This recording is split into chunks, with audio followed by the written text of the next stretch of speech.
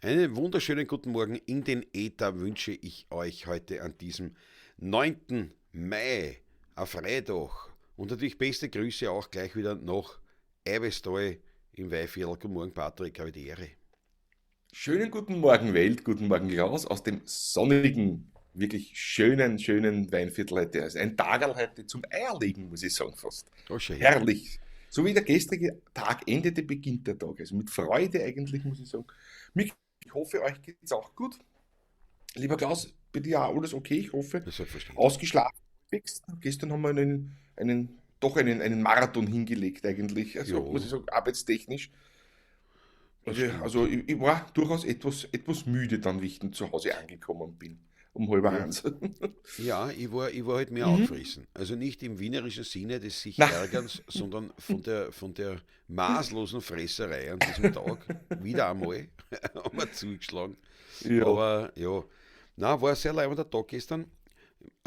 Hat Wir schon haben, gestern in der wir, Früh schon leibend begonnen, muss ich sagen, bei mir. So ja, arbeitsreich gestern schon Vormittag gewesen.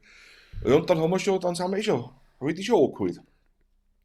dann waren wir schon unterwegs. Haben einmal gespielt in Klosterneuburg, in einem, was wir schon ewig nicht mehr gemacht haben, in einem Seniorenheim, respektive Pflegeheim. Seit Ewigkeiten spielen wir, also wurden wir nicht mehr engagiert Mhm, mhm. ähnlichen Institutionen. Ich nehme an, weil es wahrscheinlich sie gedacht haben, naja, jetzt werden es Die Zweier sein. 16 Ja, ja, die 16 sind aber in der Zwischenzeit berühmt und die können wir uns nicht mehr leisten. Glaube ich, was wir haben ist es sich gedacht so haben ungefähr. vielleicht. Ja. Ich glaube auch, weil wir haben Mhm. früher sehr viel gespielt. Und Mhm. ähm, aber das war sehr leibend wieder, muss ich echt sagen. Es Mhm. war jetzt kein großer Aufwand, aber es war halt da in Klosterneuburg eine sehr leibende Leute, also auch vom Haus selber, also Ja, Direktion und alle. Also wir wurden dort Personal, alle würdigst Leute dort, ja. empfangen Mhm. und haben dort dann wirklich schönen Nachmittag bestritten. Und dann, weil wir ja beim Mhm. Taschler gespielt haben, haben wir Zeit gehabt. Und was haben wir da gemacht, Patrick? Wie haben wir diese Zeit Naja, sinnvoll genützt? wir haben sie sehr sinnvoll genützt. Ne? Wir sind essen gegangen. Und da sind wir gleich, nein, dass wir nicht zu weit fahren müssen, sind wir nach Nussdorf gefahren. Nicht? Und waren wir seit längerer Zeit wieder einmal beim Gasthaus Renner in Jawohl. Nussdorf am Platzl. Ja, Absolut. ein Immer noch eine Alt-Wiener Empfehlung. Backfleisch habe ich mir gegönnt. Immer noch Empfehlung. Ja, Ja. Beide haben klassisches uns auf Backfleisch Backfleisch. reingehauen. Du hast da vorher noch eine Original-Stoßsuppen, eine Wiener Stoßsuppen. Ah, saure Müllsuppen, sage ich immer dazu. Ah, ich Ja, weiß nicht, was gut ist, aber das war mir zu viel gewesen. Es war mir schon das Dings etwas viel, muss ich sagen. mir war es jetzt Aber viel. köstlich war es. Aber es war wirklich köstlich. Dazu ein gutes Andechsbier, also ein Andechser Eins? Klosterbier. Na, drei waren es, ne? Ja, ist Man hat gut. ja Zeit gehabt, ne? Das Ja, eben. ist ja nicht so. Und nachher, nachdem es noch nicht genug war, nachdem das Essen ja auch verdaut sein will und ein Kaffee durchaus die Verdauung anregt, wie ich immer sage, sind wir noch zum Ascher umgegangen ins Nussdorf Das ist und ein haben dort mörderischer noch ein Fußweg Kaffee. von 100 Meter, Das waren glaube ich. mindestens 70 Meter, glaube ich, vielleicht 100 Glaubst du? sogar. Nein, ich glaube schon 100 Menschen gewesen sein. Enorm. Also gestern die Bewegung, ich spüre es heute schon, ich habe Kreuzweh heute, das weiß ich was alles, was ich sonst nicht habe. Aber es war gestern, gut, das ist schon viel, ja, klar. Es darf heute ein bisschen verspannt darf man heute sein, nachdem viel Ja, sitzen, viel Instrumente da tun. in der Ja, Tat. In der passt schon. Tat. Ja, und nachher waren wir dann beim Taschler, Da, ganz ja. normal, ausgebucht bis über die Dachräder hinaus. Ja, Und ja, trotzdem waren dann ja. 13 Leute, ja, ein Sechsertisch und ein Neuner-Tisch, haben alle stimmt das? Nein, ein Na, ein Vierertisch, Siebener-Tisch und nein, ein Vierertisch und ein Neuner-Tisch. Sechser-Tisch und So, sowas. ich glaube Nein, vier das und war neun, 13, ist ja 14, wurscht. 13 oder Also, 14 Leute. So, die na, zwei Tische 13 Leute, jedenfalls, ja. 13 Leute, Ja. einfach nicht gekommen. Einfach nicht gekommen. Die Susanne von Manfred hat angerufen, äh, ja, also nicht angekommen, nicht da gewesen. Ja. Es, Also einer hat schon, der hat das, gesagt, Jesus, er hat verschwitzt. der Kann hat passieren. verschwitzt, ja, Was dem ich war mich das halt, peinlichst. was ich mich Ja, halt ja. wundere ist, wenn ich jetzt 4 Leute bin oder 5 Leute oder 6 Leute und einer verschwitzt, wo sind die anderen? Sagen die nicht, erst sind wir nicht beim Taschler, hat sich das keiner eintragen im Kalender. Auf jeden Fall Genau. natürlich schon. Ich meine, wir haben uns jetzt der Abend wurde noch ganz großartig, aber Ich habe mich schon geärgert, weil man dachte, was für Arschlöcher, Entschuldigung, wenn ich das so sage. Weil, Echt? nicht, dass sie nicht gekommen sind, das werden wir schon überleben. Aber es sind eine Wartelisten von über 20 Menschen. Eine Warteliste von über 20 Menschen, die gern gekommen waren. Und die Idioten, muss ich echt sagen, ich weiß, das ist eine Zuschauerbeschimpfung, soll man nicht machen, aber ich habe für solche Leute keinen Respekt. Weil die Nein. erstens einmal, okay, uns kosten es was soll sein, dem Wirt kosten es was soll sein. Aber jetzt kommen nur wegen diesen Hanseln, diesen blöden, Entschuldigung, ja, diesen blöden Hanseln, kommen in dem Fall 13 andere, die gern kommen waren, nicht dazu. Und das finde ich find sowas wirklich, schon langsam kriege ich bei sowas wirklich einen Hass. Ärgerlich, ja, wirklich. Echt, wirklich, ja.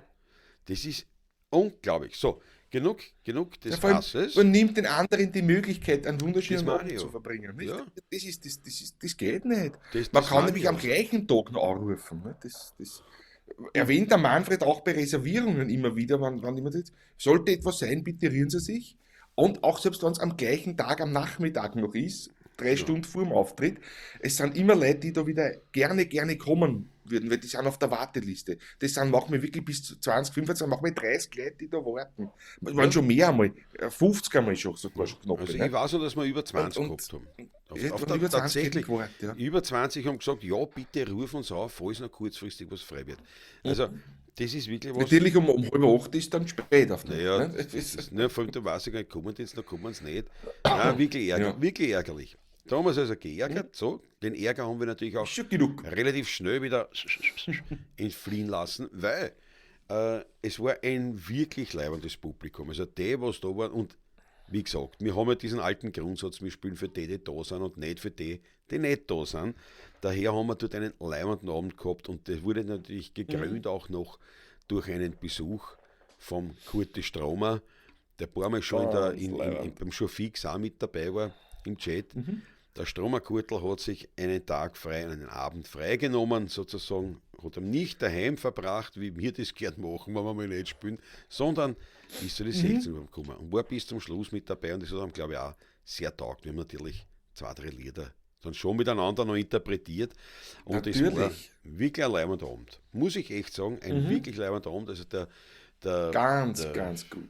Und großartig war es. absolut, gell? War schon, also es hat uns auch zum Musizieren Spaß. Also es war nicht so, dass dieser Ärger drinnen Nein. hängt ist. Das ist eher Hat dann sich so nicht übertragen. gegen Ende. Für mich war eigentlich mehr, habe ich mich fast mehr drüber geärgert, weil man dachte, es ist so ein schöner Abend und so viele Leute durften es nicht erleben, weil Nicht, eben ja. diese Volltrotteln, diese respektlosen Koffern nicht einmal, ich meine, das gibt's ja nicht. Ich meine, wie deppert muss man sein, dass man sich nicht schafft für innerhalb eines Monats, weil die haben reserviert für einen Monat oder im Laufe des letzten Monats. Im Laufe ja, des letzten Monats, ja. dass man sich das merkt, dass ich einen Tisch reserviert habe, in einer Hütte, wo eh keine 50 Leute reinpassen. Zum einen und zum anderen, dass das ein ganzer Tisch, ich meine, das ist ja wurscht, jetzt sagen wir mal 7 Leute, jetzt bist du reserviert für 7 Leute und für 7 Leute ist kein einziger, die brauchst du eh nicht, das müssen ja unlebensfähige sein. Ja, Wenn für das jeder, ist mir das, ja. wenn keiner zum anderen sagt, jetzt haben wir da nicht, sind wir da nicht beim Taschler oder haben wir da nicht einen Termin gemeinsam? Ja, ja. Na, hast du auch Das gesagt? ist- Nein, nicht Ich gut. Ne? verstehe es nicht. Ich habe doch auch selbst sehr viele Termine, aber nächste Woche zum Beispiel, das ist auch schon lange ausgemacht, Dienstag, einen wunderbaren kulinarischen Abend beim Genießerstammtisch mit lieben Freunden in Ziestersdorf am Grünen Baum. Das war's. Ich meine, ich habe wirklich viele Termine und trotzdem sowas, Ja, das gibt's ja nicht, dass ich das vergesse. Am Mittwoch sind wir beim Leitner Stötzen essen mit den jungen Altoterkriegern. Nicht? Und so. Aber ich meine, das sind Sachen, die merke ich mir doch, das schreibe ich mir auf. Es kann schon einmal, aber dass da oben kommen dann alle 7 nicht, das ist das, ja was das ich ist so- ja das. Weil, Das so gibt's wie ja du nicht, sagst, ne? Wenn einer so wie du ausfällt, ne, sagst, wenn, ja, wenn wir jetzt beim Leitner Stötzen essen, ich meine, das ist ja, da sind ja, weiß ich nicht, 12, 15 Leute oder was, ja. ja, Das das ist ist ja, ja wenn du jetzt nicht ne? kommst, nicht, die dann auch anrufen Ja. und sagt, erst wo bist du denn? Aber Aber was da- ist denn los, ne? Genau. Genau. Ja, ist es ja vergessen, man kann sowas verschwitzen, das werfe ich niemandem Ja, vor. aber warum dass kommen ein dann alle ganzer- nicht? dass keiner und keiner erreichbar ist und nicht anmeldet. Also das ist wirklich, das ist ein saublödes Nicht-Benehmen, muss ich echt sagen, Ja. das mir Ist es in so. letzter Zeit immer wieder, wenn das vorkommt, Gott sei Dank selten, respektive nicht selten, aber nicht von so viel Leuten, sagen wir es so. In dem Ja. Fall war es halt, Ja. weil es nur dazu zwei Ja. Tisch waren, unabhängig Ja, genau. voneinander. Ja. Aber das ist einfach, da denke ich mir, das geht nicht. Was ist los? Naja, gut, Ich, wurscht. ich habe mich im ersten Moment gar nicht einmal so geärgert, aber dann im Laufe des Abends, weil der wirklich so schön war. Also wirklich, wir waren gut drauf, das Publikum, was da war, es war wirklich so stimmig, haben wir gedacht, siehst, und jetzt haben da 13, 14 Leute den Genuss nicht haben können. Und das hat mich dann, nachher hat es mich fast mehr geärgert, als vorher in der Situation, wie ich es erfahren Ja, habe. eben. Ne? Also für mich auch. Also Das, nachher war das das, ja. weil es Aber wirklich gut. so, gestern war es einer der stimmigsten Abende, also es war, ich weiß nicht, ob es nur ich so empfunden habe oder du auch, aber überhaupt, also Ja. muss ich sagen, war schön gestern. Der Georg Scheurer meint, ich hoffe, diese Kofferpartie hört oder liest hier mit. Das glaube ich nicht. Das war natürlich, ja, wurscht. Nicht? Dann falls einer zuhört, bitte deppert, Alter. So. Geht nicht. Das geht nicht. Alter, Nein, das es geht Das nicht geht so. nicht. Das ist schon in großen Lokalen eine Sauerei. Nur beim Darstellen, Ja. das ist wirklich der 45, 50 Tisch. Leute gingen rein, Das da ist- fehlen zwei das- Tisch. Nicht? Das ist ein Drittel, ein Viertel. Ja? Also, na gut, wie Ein auch Drittel, immer. sagen wir nicht. Ja, nicht. Es ist Ja. aber gut gegangen. Gut, jetzt einen Blick Ja. in den Chat. Der Paul Artmann war der Erste aus München, 8 Grad bewölkt. Habe die Ehre, Sprachpolizei ist da, Christi Gott, aus Herrn Alles und weist auf einen Lapsus hin. Na klar, auf dem schon Fix-Titel. Also 192, das habe ich noch ausbessert und dann in der Videobeschreibung, wer es nicht gemacht haben. Ja, schreibt er eh. Ja. Danke für den Hinweis. Das ist Verzeihung, tatsächlich. ich habe es auch nicht kontrolliert mehr, muss ich Naja, gestehen, das ja. war ja gar nicht Es einmal war nicht mehr möglich jetzt. Ja, ja. Entschuldigt. Weil ich kann nicht einmal sagen, ich habe darauf vergessen, dass ich diese, wie sagt man da eigentlich, diese Vorbereitungen treffe, sondern ich war fest der Überzeugung, dass ich schon gemacht habe. Wir haben gestern noch geredet, sage ich, ja, das ist eh schon. Beim Heimfahren, das habe ich schon gemacht, ja, ja.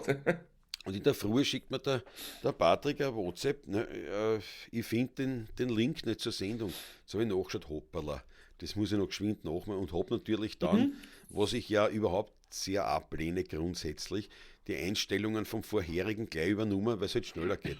Das Büdel vom letzten Mal eine andere Farbe reingehauen, irgendwas, dass der Unterschied ist. Ja, es Also, war aber notwendig, dass fertig ist, was ja, das zumindest was da ist auf die so Karte. ist es. Das Es war ein wurde Schnellschuss. gelöst. Aber du siehst wieder mal, ein Schnellschuss ist meistens dann fehlerbehaftet. Danke, Ja, Sportpolizei, ist so, ist so. für den Hinweis. Der Raffi ist da. Guten Morgen, meine lieben Christi Gott. Felix Lukan ist am Start. Servus. Jawohl. Ich kenne das alles, sagt der Raffi. Schau, der Wolfsberg und TV. Schönen guten Morgen miteinander. Endlich mal wieder Freitagvormittag am Computer. Jawohl. Ja. Na, Weltklasse. Wolf, das freut mich voll, dass du wieder dabei bist. Schönes Kapperl, sagt der Felix, ja. Dankeschön. Mein Künstlerkapperl. Da haben wir gestern erst geredet wieder, dass Ja. man so ausgefallene Dinge ja so schwer bekommt. Nicht einmal mehr im Internet gescheit. Und da habe ich gesagt, da wo ich die Kapperln her habe, da habe ich ja gleich eine ganze Riege. Das war irgendwo, ein paar Gassen, keine Ahnung, irgendwo dort halt in diesen Bobo-Bezirken, wo man halt sowas noch kriegt, grundsätzlich. Das war Grundsätzlich, nicht ja, am Perser. ja. Nicht, bei dem habe ich eingekauft immer, nicht, was ist, den gibt es auch schon nicht mehr. Nicht? Also nicht, du findest dort auch schon nur mit den gleichen Schmoren. Das ist wirklich Ja, unglaublich. die Standardware, was momentan gerade Mode ist, aber Klassiker, wie ich sie nenne, wird immer schwieriger. Oder ausgefallene Sachen, es wird immer schwieriger, sowas zu finden. Ja. Ja, es ist wirklich Wahnsinn. Schade, ewig schade. Ich bin immer auf der Suche nach Hemden diverser Art, da, mit Rundkragenhemden, also Pfadhemden, aber einfache Sachen. Nicht Pfadhemden geschmückt mit so Lederbandeln und so Metallkugeln und was weiß ich, welche Hirschstickereien, sondern einfach ein klassisches.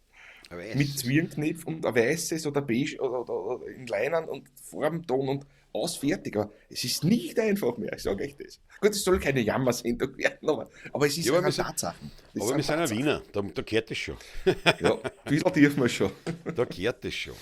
Da gehört das schon. Ja. Der Wolf sagt auch, das gehört sich einfach nicht, ist das Mindeste, dass man Bescheid gibt. Ja, denke ich mir auch. Es Genau, kann passieren, genau. es kann einer sagen, Jesus, nein, erst komplett verschwitzt. Aber wie gesagt, der alle, das verstehe ich halt nicht. Ne? Der Felix Das ist Lukan, das, wann ja. um was geht's? Leute, die reserviert haben und nicht gekommen sind. Ja, genau. Genau. Genau, Felix. Das ist eben, und das ist ja so, dass das, je kleiner das Lokal, Und je mehr Nachfrage besteht, desto ärgerlicher ist es. Ja. Das. Aber wie gesagt, reden wir vom Positiven. Es war eine mörderisch gute Stimmung.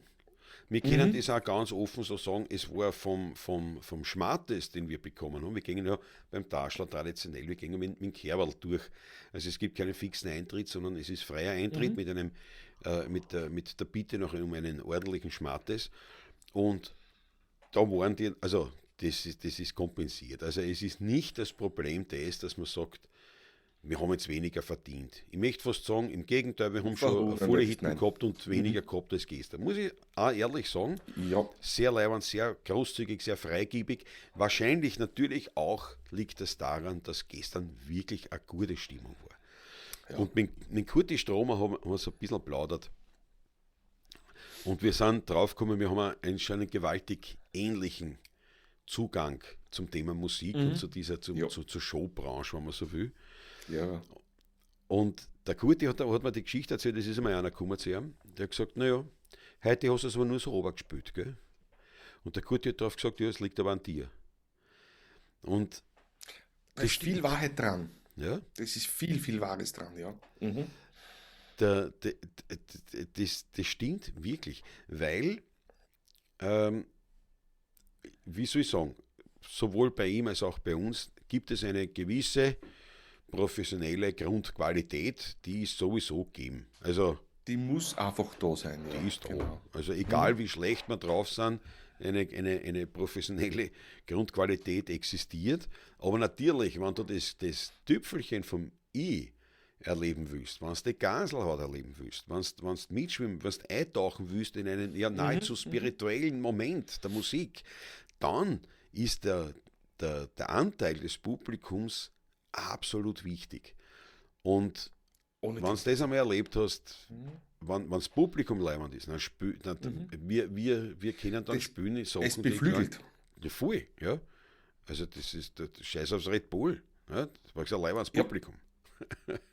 Ja, man spielt dann Sachen einfach, wo man sich dann denkt, das kann ich überhaupt nicht. Das klingt jetzt so komisch, aber es ist so, ja.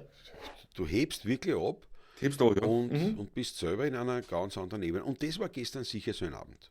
Wir haben wahnsinnig gut, obwohl wir schon teilweise ausgespielt haben. Ich war angehauert, die ganze Zeit hat man einen Schniesel aufgestanden. Aber ja, also, war trotzdem was so stimmig. Gestern hätten wir schöne Aufnahmen zusammengebracht, Patrick. Ja. Ich vergesse ja auch, wenn wir über das Vergessen reden, nicht? Ja? Wir haben unser wunderbares Aufnahmegerät. Ja, ist leider daheim auf dem Vorzimmer auf der Kommode liegen geblieben. Ich habe es noch Vormittag noch präpariert und geschaut, ob alles passt, die Akkus aufgeladen sind. Die Reservebatterien habe ich auch mitgehabt. Gelöscht, alles was drauf war, das ist ja schon abgespeichert gewesen, dass das alles sauber, alles rein wieder ist. Ne? Aber leider Gottes hat es nicht den Weg in die Harmonikataschen gefunden und somit ist das daheim liegen geblieben. Ja, mei. Ja. Somit war es ein Moment, der eben nur ein Moment war. Und das ist halt, hat ja auch seinen Reiz. Ist ja nicht so. Ja, schon. Der Felix Lucker aber trotzdem. Aber gestern waren schöne Aufnahmen gewesen, sehr wahrscheinlich. Zumindest von waren dabei gewesen. Spiel, ja, es war schon gut, ja. Der Wirt sagt schon noch was, oder? Du, Felix, es ist so, in der Regel ja. Und beim Taschler ist es ja so, das spielen wir seit über 20 Jahren. Und das hat begonnen damals mit den Schilling-Zeiten. Und da war es wirklich so, dass man gesagt hat, pass auf, du garantierst uns 1000 Schilling. Also wir gingen mit dem Hut, mit dem Kehrwald. Na, Schilling war doch nicht mehr. Das ist sicher, das war ein Schilling. Ja, oh ja, in Sievering. Ja, das weiß ich ganz genau deswegen. Oh ja. Weil 2004, 2003 war kein Schilling mehr. Na, wieso? Wir haben das waren 1000 Schilling, war der Garantiefall. Die garantiert haben uns, dann haben wir das wirklich umgelegt auf 70 Euro. Deswegen weiß ich das. Wann ist nicht der Euro gekommen? 2001 wahrscheinlich. Oder so irgendwie. Aber nein, das geht sich aber aus. Ist wurscht wie, aber das war. Wir haben gesagt, 1000 Schilling garantieren. Und dann ist der Euro gekommen und gesagt, legen wir es aber 1:1 um. Wir haben nicht gesagt 100 Euro, wie wir es heute machen. Die machen das, ja. Die dann nie im Leben einen Zehner, nicht? Also 100 Euro. Sondern wir haben dann gesagt 70 Euro. 70 Euro muss der uns garantieren. Haben wir nie, haben wir nie eingefordert am Anfang, weil da keine Leute gekommen sind, aber auf jeden Fall, ja. Und jetzt ist schlicht und einfach so, weil man die 70 Euro wirklich, das haben wir, also das ist Gott sei Dank da jetzt kein Thema. Mhm. Aber ähm, er hat einfach von sich aus was ins Kerl rein. Also wir fordern gar nichts, wir haben nichts eingefordert, sondern es ist Mhm. einfach, wir gehen mit dem Kerbal und ich kriege das Kerbal vom Manfred schon hergestellt und da liegt Mit was schon drinnen. ordentlicher Schmattes drinnen. Genau. Ähm, funktioniert auch wunderbar. Würde nicht bei jedem funktionieren. Es gibt viele Wirten, die die ausnutzen bis aufs Ja, Kreuz. Aber ja, bei denen spielen wir eh nicht. Und daher, das geht. das haben wir auch schon oft besprochen, das Thema, Ja, wenn wir wo spielen, dass das wirklich eine gemeinsame Geschichte immer wird und ja. dass das zusammenpasst, dass wir uns verstehen, in allen Belangen nämlich, ja, ja. Eine Dass wir uns Win-Win-Situation. wohlfühlen, ja, Ja, ja. gegenseitig nämlich. Genau. Wir werden dort natürlich verköstigt, klar, nicht für das zahlen wir nichts, fürs Essen, Trinken zahlen wir nichts. Aber wir, Gut, da kommt er billig bei mir. Also gestern war es ganz billig bei gewesen. dir ja, bei Ist dir ja, bei sowieso mir. billig, ja. Ist Da auf haben wir FE2, das ist kein Thema, Patrick. Ich reiß die außer. Ich reiß jetzt die außer. so viel. Ja, ja aber es ist halt so, wir sagen, schau, das ist ein kleiner Wirt, wo ich auch nicht, das sind ja keine Gutpreise. Nicht? Ich weiß jetzt nicht, was der Gespritzte kostet. 2 Euro, keine Ahnung.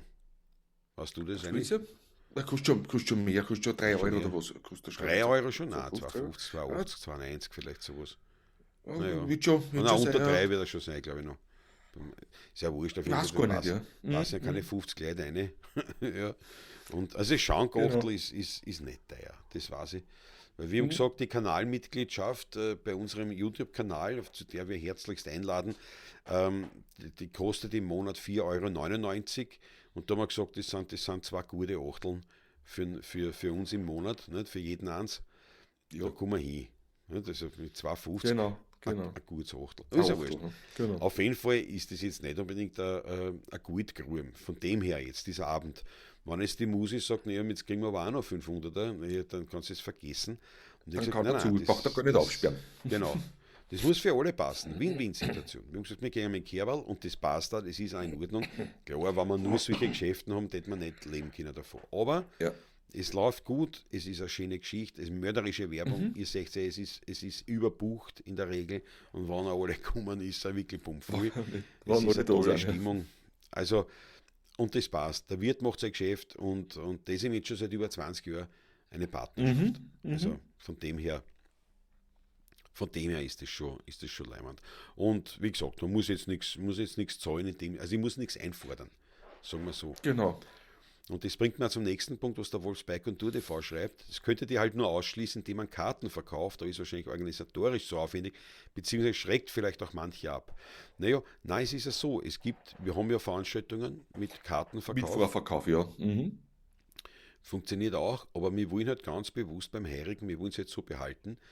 Erstens einmal, weil wir ja eben nichts verkaufen. Also wir wollen ja nicht, wir wollen ja keinen Eintritt verlangen in dem Sinn, sondern wirklich diese Tradition vom Opulus, vom Schmattes, Ja, ja, für genau. die Mus, für den Hunderter für die Musi, also hat man damals in Schillingzeiten gesagt, für den Hunderter in Musi, Mhm. das wollen wir bei diesen Heurigen auch noch einhalten. Also da wollen wir einfach sehr traditionell bleiben. Deswegen machen wir es nicht und ich muss dazu sagen, es funktioniert ja auch ausgesprochen gut. Es ist eben Dank wahrscheinlich unserem umso mehr, Publikum. ja, umso mehr ist es halt dann Mhm. ärgerlich, wenn sowas passiert, aber Ja. es passiert nicht so intensiv. Gestern war es halt, weil es halt zwei Tisch waren. Ich weiß nicht, Ja. ob so, wenn da ein Vierer-Tisch, wenn das ist, reden wir gar nicht einmal drüber wahrscheinlich. Ja. Na, Daher, wenn es 3, 4 Leute sind oder was, wenn das 2 Leute sind oder was, ja, ja, das geht unter, selbst da noch, obwohl es so ein kleiner Rahmen ist, aber trotzdem. Aber gestern die 13 Leute, oder was waren, das ist natürlich das dann ist, schon. Ne? Das, das ja. merkst du dann schon. Ne? Aber mein Gott, na, äh, aber ich würde das nicht ändern wollen. Und eben dieses Vorbestellen oder diesen Karten, diesen Eintrittspreis, da haben wir einige Veranstaltungen, die so Mhm. ablaufen. Das ist halt auch was anderes. Es ist wirklich was anderes, wenn wir irgendwo auf einer Bühne sitzen oder Mhm. wenn das beim Heirigen, bei einem kleinen Heirigen so ist. Das Wo wir sind zwar, direkt wirklich im Publikum sitzen, so ja, wie es beim Manfred, beim Taschler immer ist, ja. Der genau. musikalische Nahkampf, wie ich es immer nenne. Es ist so, es ist das, ich möchte das auch nicht missen. Aber auf der Bühne ist natürlich was anderes. wenn Sind man einfach da zwei haben wir dann Paar einen Schuhe, Eintritt anzahlt. Das sind zwei Paar Schuhe. Ja. Oder wenn es so Veranstaltungen sind mit anderen Musikern gemeinsam zum Beispiel, ne? Ist das natürlich auch so ein Fall. Der Sprachpolizeimann, der Maler Ernst Fuchs hatte ein ähnliches Kaperl, ja stimmt. Was aber niemand wusste, ist, dass er unter seiner Kopfbedeckung unglaublich lange Haare zu einem Dutt gewickelt verbarg. Ja. Ja. Ja. Ja. Aber wir wissen schon, wenn wir mit der Familie Fuchs oder mit einem Teil der Familie Fuchs sehr, sehr gut befreundet sind.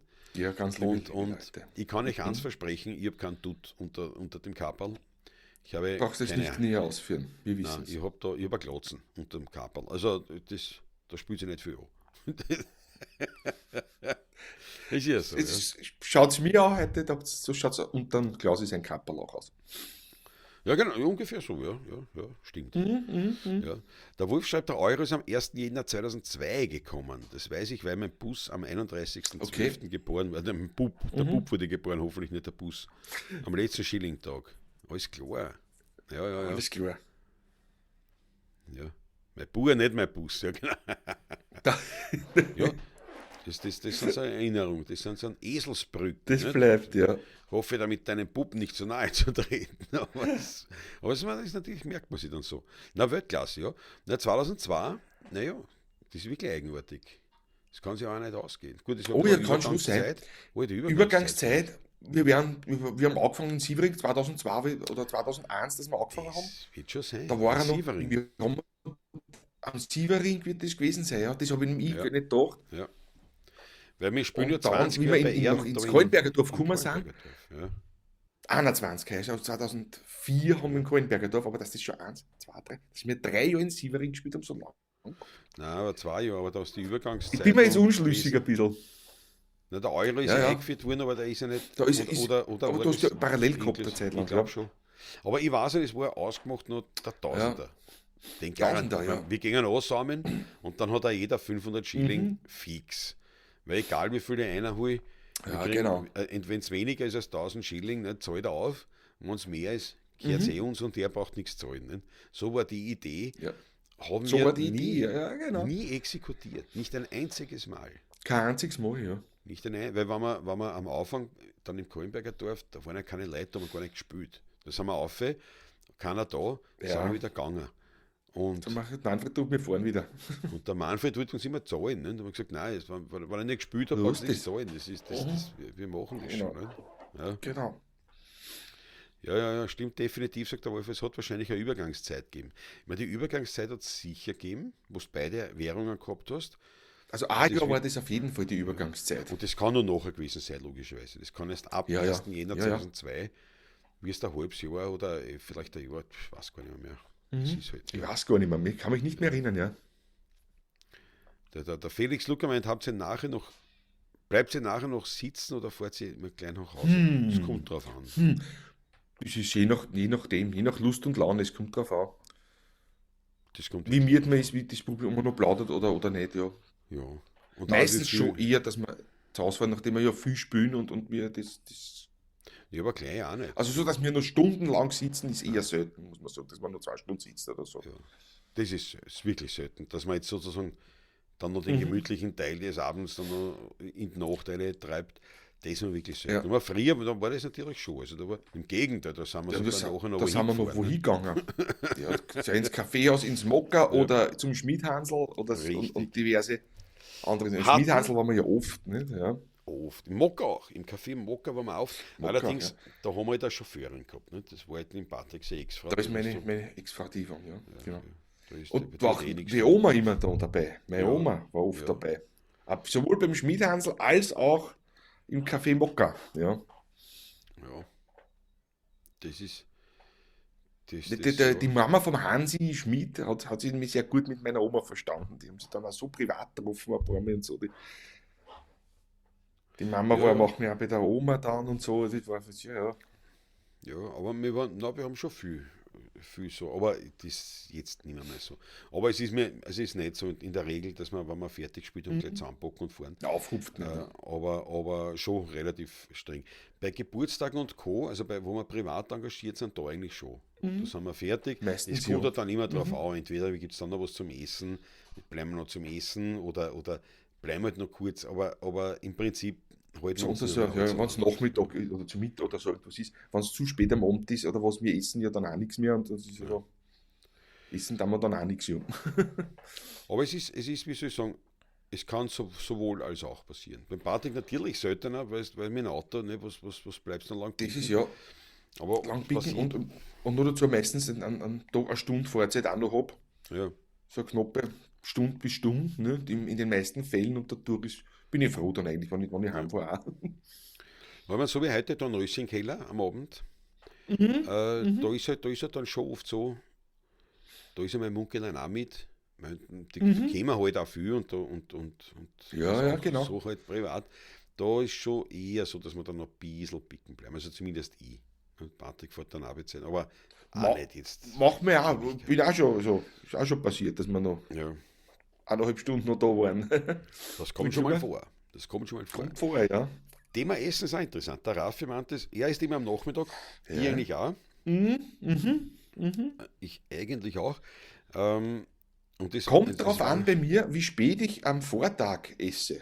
Ob ich da am Abend noch ist um 7, 8 ist oder was, oder meine Mahlzeit einnehme um 3 Nachmittag die letzte, oder was, dann kann schon sein, dass ich am nächsten Tag Vormittag dann oder gegen 11 Uhr schon einen Hunger habe und dann was essen tue. Sonst bin ich auch eher der Nachmittagesser ab 14 Uhr, sagen wir, zwischen 14 und 17 Uhr oder so ist meistens dann die Zeit ja, eigentlich. Bei mir auch. also bin da. Und beim Spülen ist Heute halt habe ich schon wirklich einen Hunger, so, weil wir haben gestern ja am Nachmittag gegessen, das letzte Mal. Ich habe nichts mehr das auf die Nacht stimmt. gegessen. Und heute werde ich dann schon gegen 11 Uhr, glaube ich, eine Kleinigkeit vertragen. Ja, na, bei mir nicht. Bei mir ist es dann Mhm. so, tatsächlich, wenn ich was tue, dann brauche ich nichts zum Essen. Bis auf die Nacht nicht. Mhm. Nein, ich Also schon. Ja. gerade in In der der Zwischenzeit Klause, ja. ja, nein, das habe Ich ich war überhaupt früher nicht. auch so. Mhm. In der Klause, früher, wie du noch so in meinem Alter warst, ne? Nein, früher war ich glaube ich, nicht ganz, aber in der Zwischenzeit sehe Ja, ich dann schon was dazwischen. Mache ich eine Pause auch, ja. nein, ich habe das überhaupt nicht. Was du, ja. Also gerade in der Klause, also wenn ich körperlich was tue, dann Mhm. überhaupt nicht. Also und wenn ich, und vor allem, dann hängt das so ein bisschen zusammen auch mit Vorhaben. Also wenn ich jetzt ich sage jetzt irgendwas, Ja. ich tue, keine Ahnung, Rosenmann, das ist jetzt ein schlechtes Beispiel, das dauert jetzt nicht so ewig, aber sagen wir, da mache ich keine Pause, bevor ich nicht fertig gemacht habe.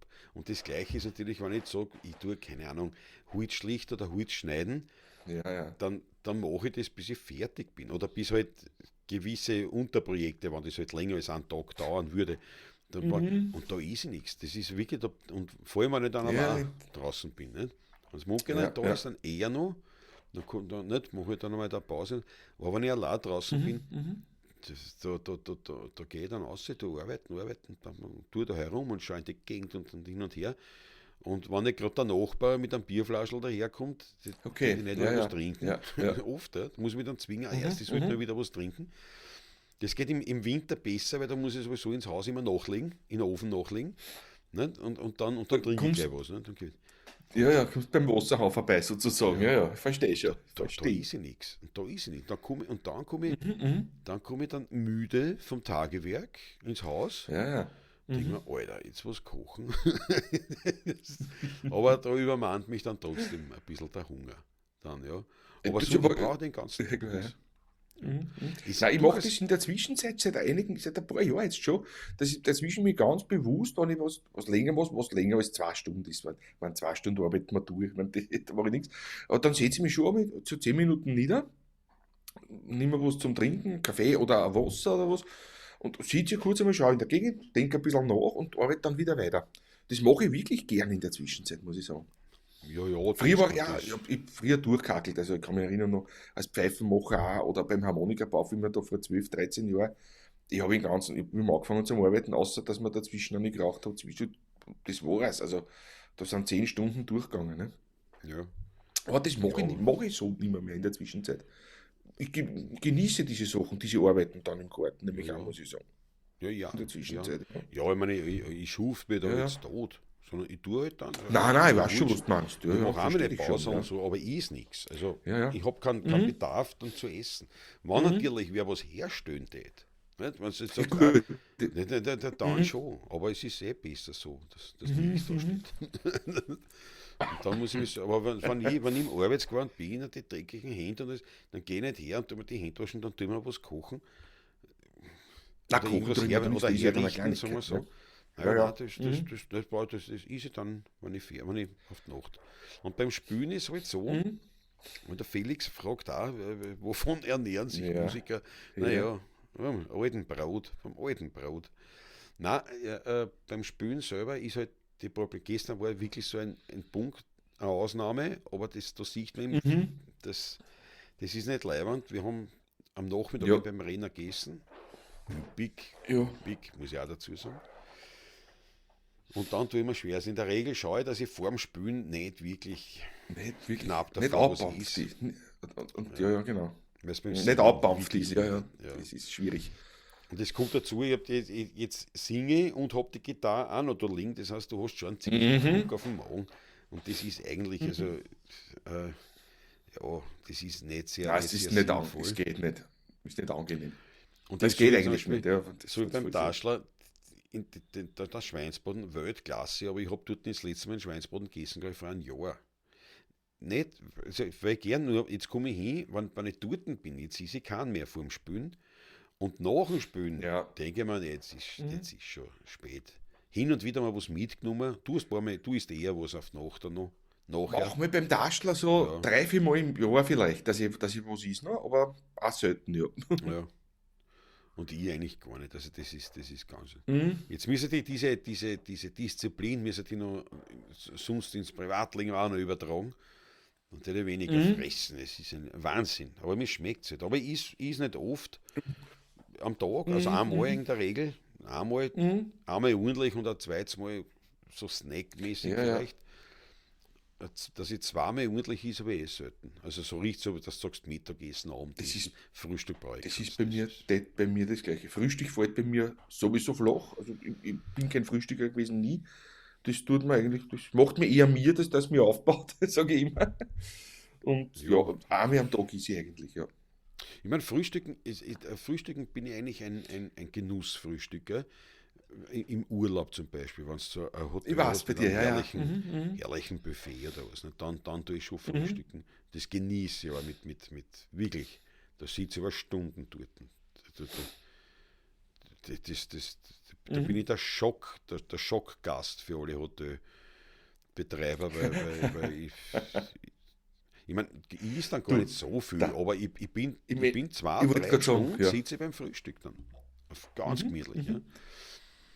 Aber sonst Aber die eigentlich. Mengen sind trotzdem, es ist Ja. überschaubar. Trotzdem, also, es ist, Aber es muss ist ich ganz schon, ehrlich sagen, wir also, kennen uns ja so lange, ja. nicht? Aber es ist schon eine Menge. Also ich bock schon Naja. was. So ist es nicht. Aber ja, das ist das Vermissen. Der Sprachpolizei sagt was ganz Richtiges. Bitte mit Körperl Mhm. wird's erst, wenn die Bezahlungsmöglichkeit eingeschränkt werden. Ja, Ja, dann wird es interessant, ja. also ich traue Und mich die sogar zu, Barzahlung, ja, ja. ja, Ja. falls das Bargeld verschwinden sollte, was ich nicht glaube, aber Glaube ich auch nicht. wenn das wirklich verschwinden sollte, dann könnte es wirklich dann könnte es zumindest ein Thema werden, ob wir überhaupt diesen Beruf weiter ausüben könnten. So ausüben, Ja, ja, genau. ja. Ähm, weil gar nicht jetzt einmal, es geht nicht darum, dass wir schwarz viel machen, sondern es geht dann darum, dass du, wenn du mit Kerbal durchgehst, du hast gespielt, das war alles leer und die Leute haben was rein, das passt. Das geht mit irgendeinem elektronischen Gerät, das funktioniert dann so nicht. Das ist die Leute zahlen dann weniger, Die sicher, Leute zahlen automatisch weniger, weniger. ganz sicher. Ja? Und ne, ist ja gleich weg. Ne? Der hat sich Patrick gleich rausgehauen. Und also das könnte wirklich so schlimm sein, dass es unseren Beruf gefährdet. Mehr als die KI. Die KI, da mache ich mir keine Sorgen, aber das ist ja wieder da, der Patrick. Das Bargeld hat Bin dich schon wieder da. verschreckt, gell? Grüß euch. Hat dich verschreckt. Ja. Bitte, bitte wie? Es hat dich Dass das verschreckt, Bargeld das angeschafft Bargeld. wird, hat mich verschreckt, oder was? Meinst Ja, du? Ja, wahrscheinlich. ja, Das Internet gleich gesagt, das ja. beidelt gleich. Ja. Na, aber also ich glaube wirklich, dass diese Form, das ist jetzt nicht nur die Musik, das betrifft viele Branchen, wo du sagst, also ohne Bargeld spielt sie nichts an. Und ich glaube deswegen auch nicht, Ja. dass das Bargeld wirklich in Gefahr ist, weil weil man hat es jetzt gesehen in Spanien, Portugal, wie der Stromausfall war. Nicht? Ja. Die gleichen Volltrotteln in den oberen Ebenen unserer europäischen Führermächte, nicht? Die haben gesagt, die muss ich unterbrechen. Patrick, Herzallen bitte. Jetzt kann ich selber. Ja. Danke, Schnurli. Du bist in Wien, nicht? Ja, ja. Ja, ich bin in Wien. Da, schau. Herzallen für meinen Mundgeweih einen eigenen Kaffee kriegen. Aber kommt von mir natürlich auch noch. Schau, von Patrick kommt So. so. Danke, Schnurli. Weltklasse. Ja, auf jeden Fall haben die Kofi haben gesagt, naja gut, weißt du, jetzt machen wir das digitale Geld oder was da immer bringen wollen. Können sie ja machen, ist ja wurscht, solange es parallel rennt. Und das Bargeld brauchen wir nicht mehr hin und her. Ich glaube, irgendwo in Schweden und irgendwo haben sie das sogar teilweise wirklich fast angeschafft gehabt. In den nordischen Irgendwo war das. Staaten, ich glaube in Finnland auch, glaube ich. So irgendwo. Aber sie haben es schon ist wieder, ja, ja. es ist schon wieder intensiver da. Es kommt schon wieder das Bargeld, weil eben durch gewisse Dinge, wenn gewisse Dinge ausfallen und elektronisch ausfällt, wenn der Strom weg ist einfach, wird es schwierig dann zu Naja, zahlen. Nämlich, ja. Also Das quasi wissen sie unmöglich. jetzt da. Diese Das reden wir ja Leuchten schon, auf der Torte. das reden wir ja schon seit Jahrzehnten über das. Das wissen sie jetzt Nicht mehr, damit ja. mit dem Blackout. Jetzt sind sie draufgekommen, ja, wenn kein Bankomat geht. Und jetzt haben sie aber dann noch so gesagt, weil das in den Medien dann so war, naja, und was ist? Eben jetzt beim Blackout, ne, das ist ja, sind ja die Waren sind ja alle da, aber die Bezahlsysteme nicht mehr. Und dann habe ich gesagt, nein, darum sollte jeder ja, auch genau. nicht mehr ein Bargeld zu Hause haben. Da habe ich mir gedacht, das Volltrotteln, jetzt redest du die ganze Zeit davon, dass das Bargeld angeschafft wird. Jetzt sind sie Ja. draufgekommen, naja, ich weiß nicht, ohne Bargeld könnte es dann ein Problem werden. Ja, Überraschung. Ja. Also ich bin wieder jeden Tag neu erstaunt, mit welcher Negativauslese die wirklich Dümmsten dieser Welt es in die höchsten Ebenen schaffen. Also In der höchsten Politik gigantisch. sitzen, ja, es ist Ja, ganz wirklich interessant. gigantisch. Aber ja, ich glaube eben deswegen, das wird nicht so schlimm. Also ich glaube nicht, dass sie es anschaffen. Das wird nicht, aber ja, ist ein Hasardieren. Wir werden sehen. So, jawohl, Ja. der Wolfsberg wieder ein Video drehen zur Abwechslung. Wünsche ich allen einen Jawohl. schönen Tag. Ja, Viel Wolf. Spaß, Daumen hoch, Wolf. Jawohl. Danke, dass du dabei warst. Und viel Erfolg wünschen wir da weiterhin. Weltklasse, ja. Bei der Kartenzahlung, sagt der Sprachpolizei, sieht niemand, wie viel Ja. du bezahlst. Bei Barzahlen sieht jeder, wie viel du einwirfst. Da gibt es einen Genierer. Ja, weiß ich gar Beim nicht, ob Kerl das- meinst du, man Ja, ja, glaubst ich du, dass weiß. das wirklich. Wobei, oh ja, ich glaube schon, dass das Ich mein, animierend ist, ja. wenn der andere neben dir einen Ja. Betrag reinhaut, einen 10er oder einen 20er oder einen 50er reinhaut, dann wirst dich du selber genieren, wenn du 2 Euro reinlegst, vielleicht. Ja, aber das sind, Das ist jetzt sicher wenn ein ich Faktor, ansammeln ein gehe, kleiner. von meiner Erfahrung her, sind nicht so viele Leute, die auf das schauen. Weil viele Leute, wenn ich ansammeln gehe, haben dann schon ihr Geld haben sie halt, hergekriegt. Weißt du, die haben dann schon das. Das stimmt, steht in der ja. Hand. Ich merke das dann oft beim Zählen nach dem Auftritt, mache ich Falten dann auch schon. Da ist ein Urwaschelumbogen oder so. Oder Ja, so, da merkst du, das ist für die Musik, das ist schon Das hat er zu Hause hergerichtet, hergerichtet worden. So, ja. ja. Mhm. Und dann immer, wir haben, und sie werfen schon alles ein. Ja. Also vom 5er, 10er sind natürlich die meisten, 20er, immer mehr. Gott sei Dank auch immer wieder mal 50er und 100er. Das war jetzt super. Nicht? Stell dir vor, statt jeden 10er ein 100er. Na, gut, dann können wir agieren. Da können wir reden, ja, genau. Ja. Sprachpolizei sagt, Bargeldbezahlung gehört in die Verfassung, sehe ich genauso. Ich glaube aber, dass tatsächlich, ich kann dir jetzt nicht ein Ich Beispiel weiß gar sagen. nicht, ist das nicht sogar? Nein, ist Nein. nicht. Aber es gibt Ist nicht, Länder, wo das, ich weiß nicht, ob es in Europa aber ich habe das schon irgendwie so am Rande mitbekommen, dass schon zumindest einige Länder oder immer mehr Länder die Tendenz dazu haben, oder es sogar schon haben in der Verfassung jeweils. Also das Bargeld, ich glaube, es ist außerdem der Staat selber, das müssen halt die Minister und so, die da jetzt drankommen, sie müssen erst lernen, wie das funktioniert und wie der Staat funktioniert. Und nachdem der Staat, also ich behaupte es nicht, sondern vom Hörensagen, ja, erfährt man, dass der Staat selber ja zu die ärgsten Reiberer kehren, ja, dass es ins eigene Fleisch schneiden, wenn sie das Bargeld anschaffen. Nicht? Also wie kann denn dann ein SPÖ-Funktionär in Wien sich einen Kleingarten umwidmen lassen oder leisten oder wie auch immer. Ja, wie soll denn die ganze Korruption funktionieren? Und um es nicht bei den Roten allein zu lassen, ja, wir werden das in Niederösterreich bei den Ja. Schwarzen, nicht, wenn es Bargeld nicht war Unmöglich, und man unmöglich. nicht miteinander reden kann, nicht untereinander. Also ich glaube, diese ganze, ja, das wäre ja dann auch die Korruption schlicht und einfach betroffen und das Absolut. werden sie nicht zulassen. Das ist, das ist ein ähnlicher Grund wie zum Beispiel Vereine, Unternehmensvereine jetzt durchaus auch einen Boom erleben, weil das Vereinsgesetz nur noch mal Mhm, anders mhm. ist wie ein Unternehmensrecht. Ja? Ja, Und die genau. Vereins, und da haben noch viel gesagt, und ich, naja, dann werden sie halt das Vereinsgesetz ändern. Ich sag, ja, theoretisch möglich, praktisch wird das wahrscheinlich nicht passieren, weil Österreich komplett auf Vereinen basiert. Und Mhm, zwar auch mhm. politisch. Die ganze Wahlwerbung, das alles, was dann so veröffentlichen Genau, müssen, wie viel Geld haben wir ausgegeben für die Wahlwerbung und dergleichen, das ist ja alles ein Schmafu, weil das meiste haben irgendwelche Vereine ausgegeben, die dann gar nicht genau, mitgerechnet werden müssen. Ne? genau, genau. Also ohne Allein wenn ich denke, in Vereine, den 30 Jahren, wo wir Auftritte gespielt haben in ja, öffentliche Dings, egal wo eigentlich, in Österreich oder wenn irgendeine Veranstaltung wo ist, das ist alles meistens irgendwie vereinsartig immer. organisiert, als Verein organisiert, diese Ja. Institutionen alle. Ne? Also das würde ja ohne dem gar nicht funktionieren, da bricht ja alles zusammen, Ja. Und, wenn, und wenn das neben der anders ist. politischen Geschichten denken wir auch an Mhm. Feuerwehr, Mhm. Freiwillige Feuerwehr, Ich äh, meine alles, das Gesamt, egal Musikvereine, wo, also was man anschaut. Mhm. die, Wahnsinn. Das geht ja gar die, nicht. das Vereinsgesetz zu ändern, würde dem Staat wahrscheinlich Ja, am meisten Nachteile bringen. Und daher, ich glaube auch. Na, ja, das Verluste auch, ist, wirklich ja, Verluste auch. ja, aber ordentlich. Ja. Na, Und wie gesagt, das ist ein Wahnsinn, ja. also das ist das und mit der Mhm. ohne Bargeld ist halt auch Korruption nahezu nicht machbar. Ne? Das ist ja zum Mhm. einen, sagen sie ja dieses Argument, nicht? Die ganzen Verbrecher, nicht? Die ganzen Mhm. Verbrecher vergessen dabei aber, dass die Verbrecher, die wirklich Das in den die eigenen Reihen, ja, abscheulichsten, ja, das Gleiche, meiner Meinung nach, das passiert, genau, ja.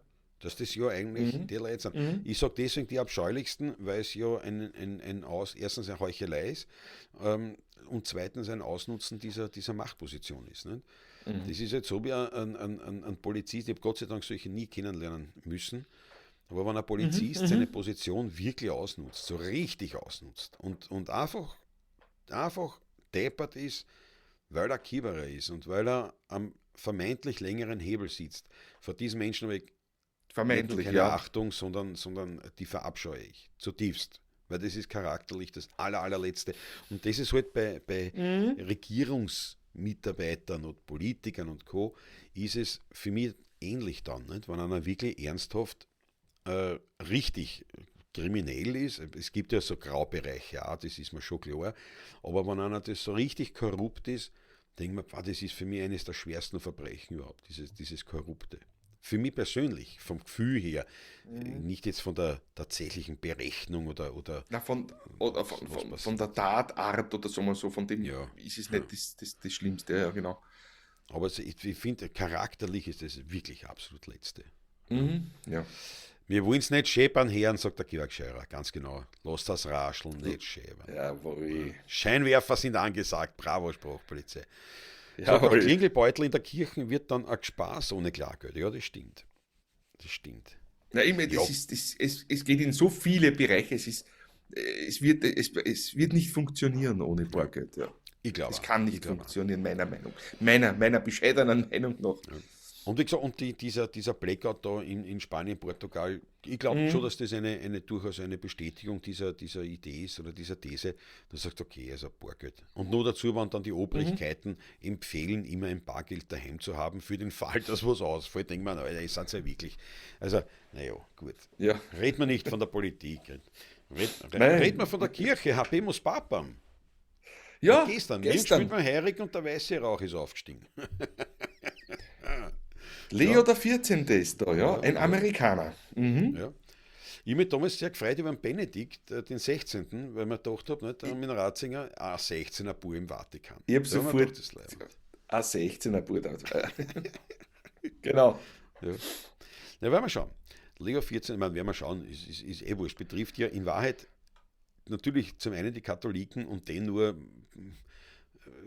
peripher, möchte ich fast sagen. Und zum anderen ist es natürlich weltpolitisch ja auch nicht unrelevant, Das wer stimmt, Papst ja. ist, Ja, natürlich, respektive ja. was er macht. Ne? Also Was er tut, ja. es gibt sozusagen die Ebene des Spirituellen und die Ebene der Politik, Mhm. der beinharten Mhm. Wirtschaft und Politik. Vatikan ist ja kein Ja. Armer, ja, wenn man so sagen. Mhm. Werden wir sehen, was rauskommt. Aber es ist trotzdem spannend. Ich habe da Bin kurz sehr mit ihm, aber gespannt, ja. gestern plaudert, ganz kurz dazwischen. Der hat gesagt, wer war denn das? Egal, aber der hat gesagt, ich bin überhaupt nicht gläubig und gar nichts, aber irgendwie ist es trotzdem spannend oder irgendwie ist es halt ein Thema, hat er gesagt, Mhm. wo ich dann schon Mhm. geschaut habe, nicht, ist ein weißer Rauch oder nicht, ist wer gewählt worden oder nicht, es hat schon was.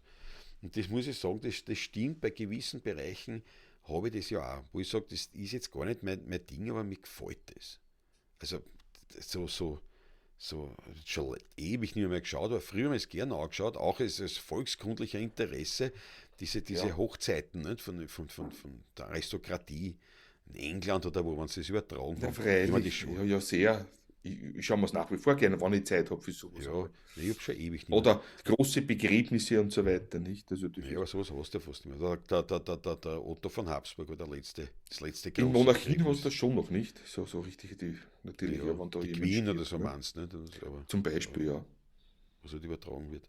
Aber ich kriege dann immer gleich einen Murz an Wutanfall natürlich bei der Berichterstattung vom ORF, muss ich echt Mhm. sagen, weil, Mhm. nicht grundsätzliches ORF-Bashing, aber jetzt wirklich als Volkskundler, also der halt jetzt studiert hat, ich bin ja kein Experte in den ganzen Dingen, nur ich hätte aus dem Stand das, was die sogenannten Experten dort erzählt haben, wenn sie überhaupt was erzählt haben, meisten haben gar nicht gewusst, was da sagen sollen oder um was es geht. Mhm. Also das meiste, weil aus dem Stand hätte das sowieso, also habe ich das revidiert. Ich habe gesagt, das stimmt nicht, du redest am Blödsinn. Das stimmt nicht. Weder Ja, ja, historisch, noch ja, leider. kulturgeschichtlich, noch sonst. Das Leider. stimmt einfach nicht. Und da habe ich mir schon gedacht, Ich, mein Gott, nein, ich, ist das voll Pfosten. Da gibt es doch nur ich, Leute, die das können, dann holt halt solche Leute hin und nicht immer die gleichen Apparatschicks aus euren Reihen, wo du genau ja. weißt, die kennen sich gar nicht aus. Na, wobei Furchtbar. historisch sind da wirklich, es ist so ein Schmafu, auf gut Wienerisch gesagt, zum Teil wirklich. Ich war ja 17 Jahre mit einer Historikerin zusammen, die sich da auch sehr, sehr ausgekannt hatte mit diesen Dingen. Und es wird so viel, dadurch ist man bei mir aus Interesse auch viel hängen geblieben und es wird so viel Blödsinn dann geredet, es ist wirklich schlimm zum Teil. Ja, Nicht? es ist also, Ich denke, weil es Unwahrheiten sind zum Teil, nicht, die da gesagt werden. ja, und Das stimmt teilweise, einfach nicht. ja, das ist Wissen. Also Oder Unwissen. Unwissen. Ein gutes Beispiel wäre Mhm. jetzt zum Beispiel, was er sieht, beim Einzug oder wenn man unterwegs ist als Paar, nicht? Auf welcher Seite geht der Mann, auf welcher Seite geht die Frau und warum ist es so? Und da steigst du dann aus. Also die wissen dann, weil Mhm. das haben sie gelesen, also damals, jetzt, wir hoffen, jetzt arbeiten sie wahrscheinlich nicht einmal mit der KI, weil sie sogar für das zu schwach sind, aber, oder zu wenig kreativ. Aber früher haben sie zumindest gewusst, ja, Ja. was weiß ich, also die Frau geht rechts, der Mann geht links, zum Beispiel. Ist das immer so oder nicht? Das haben sie schon mal nicht gewusst. Aber grundsätzlich haben Ah, sie das gesagt, ist das nicht war so. So. gestanden. Und Mhm. warum Mhm. ist das so? Zum Beispiel. Ne? Und da keine Ahnung. Das ist einmal, und dann machen sie sich lustig über diese ganze, das ist halt, das sind halt, was der Adel und die sind halt alle ein bisschen deppert noch, das haben Mhm. sie so nicht gesagt, aber das wird dann so hingestellt, so, ja, das sind halt diese alten, unnötigen Traditionen, ja, wo man eh nicht weiß, was herkommt. Da denkt man, nein, stimmt nicht. Weil zum Beispiel, ja, wenn man das jetzt dahernimmt, die Frau rechts, der Mann links, ich glaube zumindest, dass so Bitteschön. ist, ich weiß es auch nicht mehr genau, aber es ist eins Bitteschön. klar, wenn man sieht, wenn jemand eine Schärpe trägt, ja, auch die Ordensscherpen, ja, am Opernball, wenn sie den großen Orden haben, nicht, über der rechten Mhm. Schulter, nach links unten, Mhm. Mhm. immer, immer ist es, es sei denn, es hat wer Immer. gekreuzt, das ist eine Ja. andere Geschichte. Er hat immer von rechter Schulter nach links unten. Warum? Weil eine Schärpe nichts anderes ist als der Gurt für das Schwert oder für den Säbel oder für den Schläger, für das Florett, wie auch immer. Das ist einfach ein Überbleibsel aus dem Waffentragen. Und jetzt hat man links unten die Waffen, weil früher hat man mit rechts gefochten. Da hat es das nicht gegeben, Linkshänder-Ding, sondern Da hat einer mit rechts gefochten. Deswegen ist die Schärpe von rechts oben nach links unten. Deswegen geht auch die Frau rechts, weil im Falle eines Angriffs, nicht, hast du Ja, als genau. Gentleman die Möglichkeit, sofort die Frau zu verteidigen, weil du den Säbel ziehen kannst, von links unten, und sofort dann rechts quasi die Frau schützen kannst. Wenn sie es links ziehen lässt, müssen sie es erst ziehen und dann nach links um. Also du könntest nicht augenblicklich die Frau vor Gefahren Beziehungsweise ist die schützen. Verletzungsgefahr der Frau auch größer, wenn die links geht Ja. und du ziehst links und bist Gut, ungeschickt. Ne? Das kommt noch bei dazu. mir war die Ne? Verletzungsgefahr schon hoch genug, wenn ich allein bin und den ziehen muss, nicht in einer relativ hohen Geschwindigkeit. Aber von da kommt es. Und das hat Genau. ja einen Sinn. Und ihr kennt ja einige von euch auch die Geschichte zum Beispiel wenn es Messingsche glanzt, von diesem uralten Wienerlied, wo ihm die Begrifflichkeiten, der handliche und der saatliche vorkommen. Das hat ja alles einen Sinn. Das kommt ja alles woher. Und das macht sich dann erst diese Geschichte erlebbar und verständlich.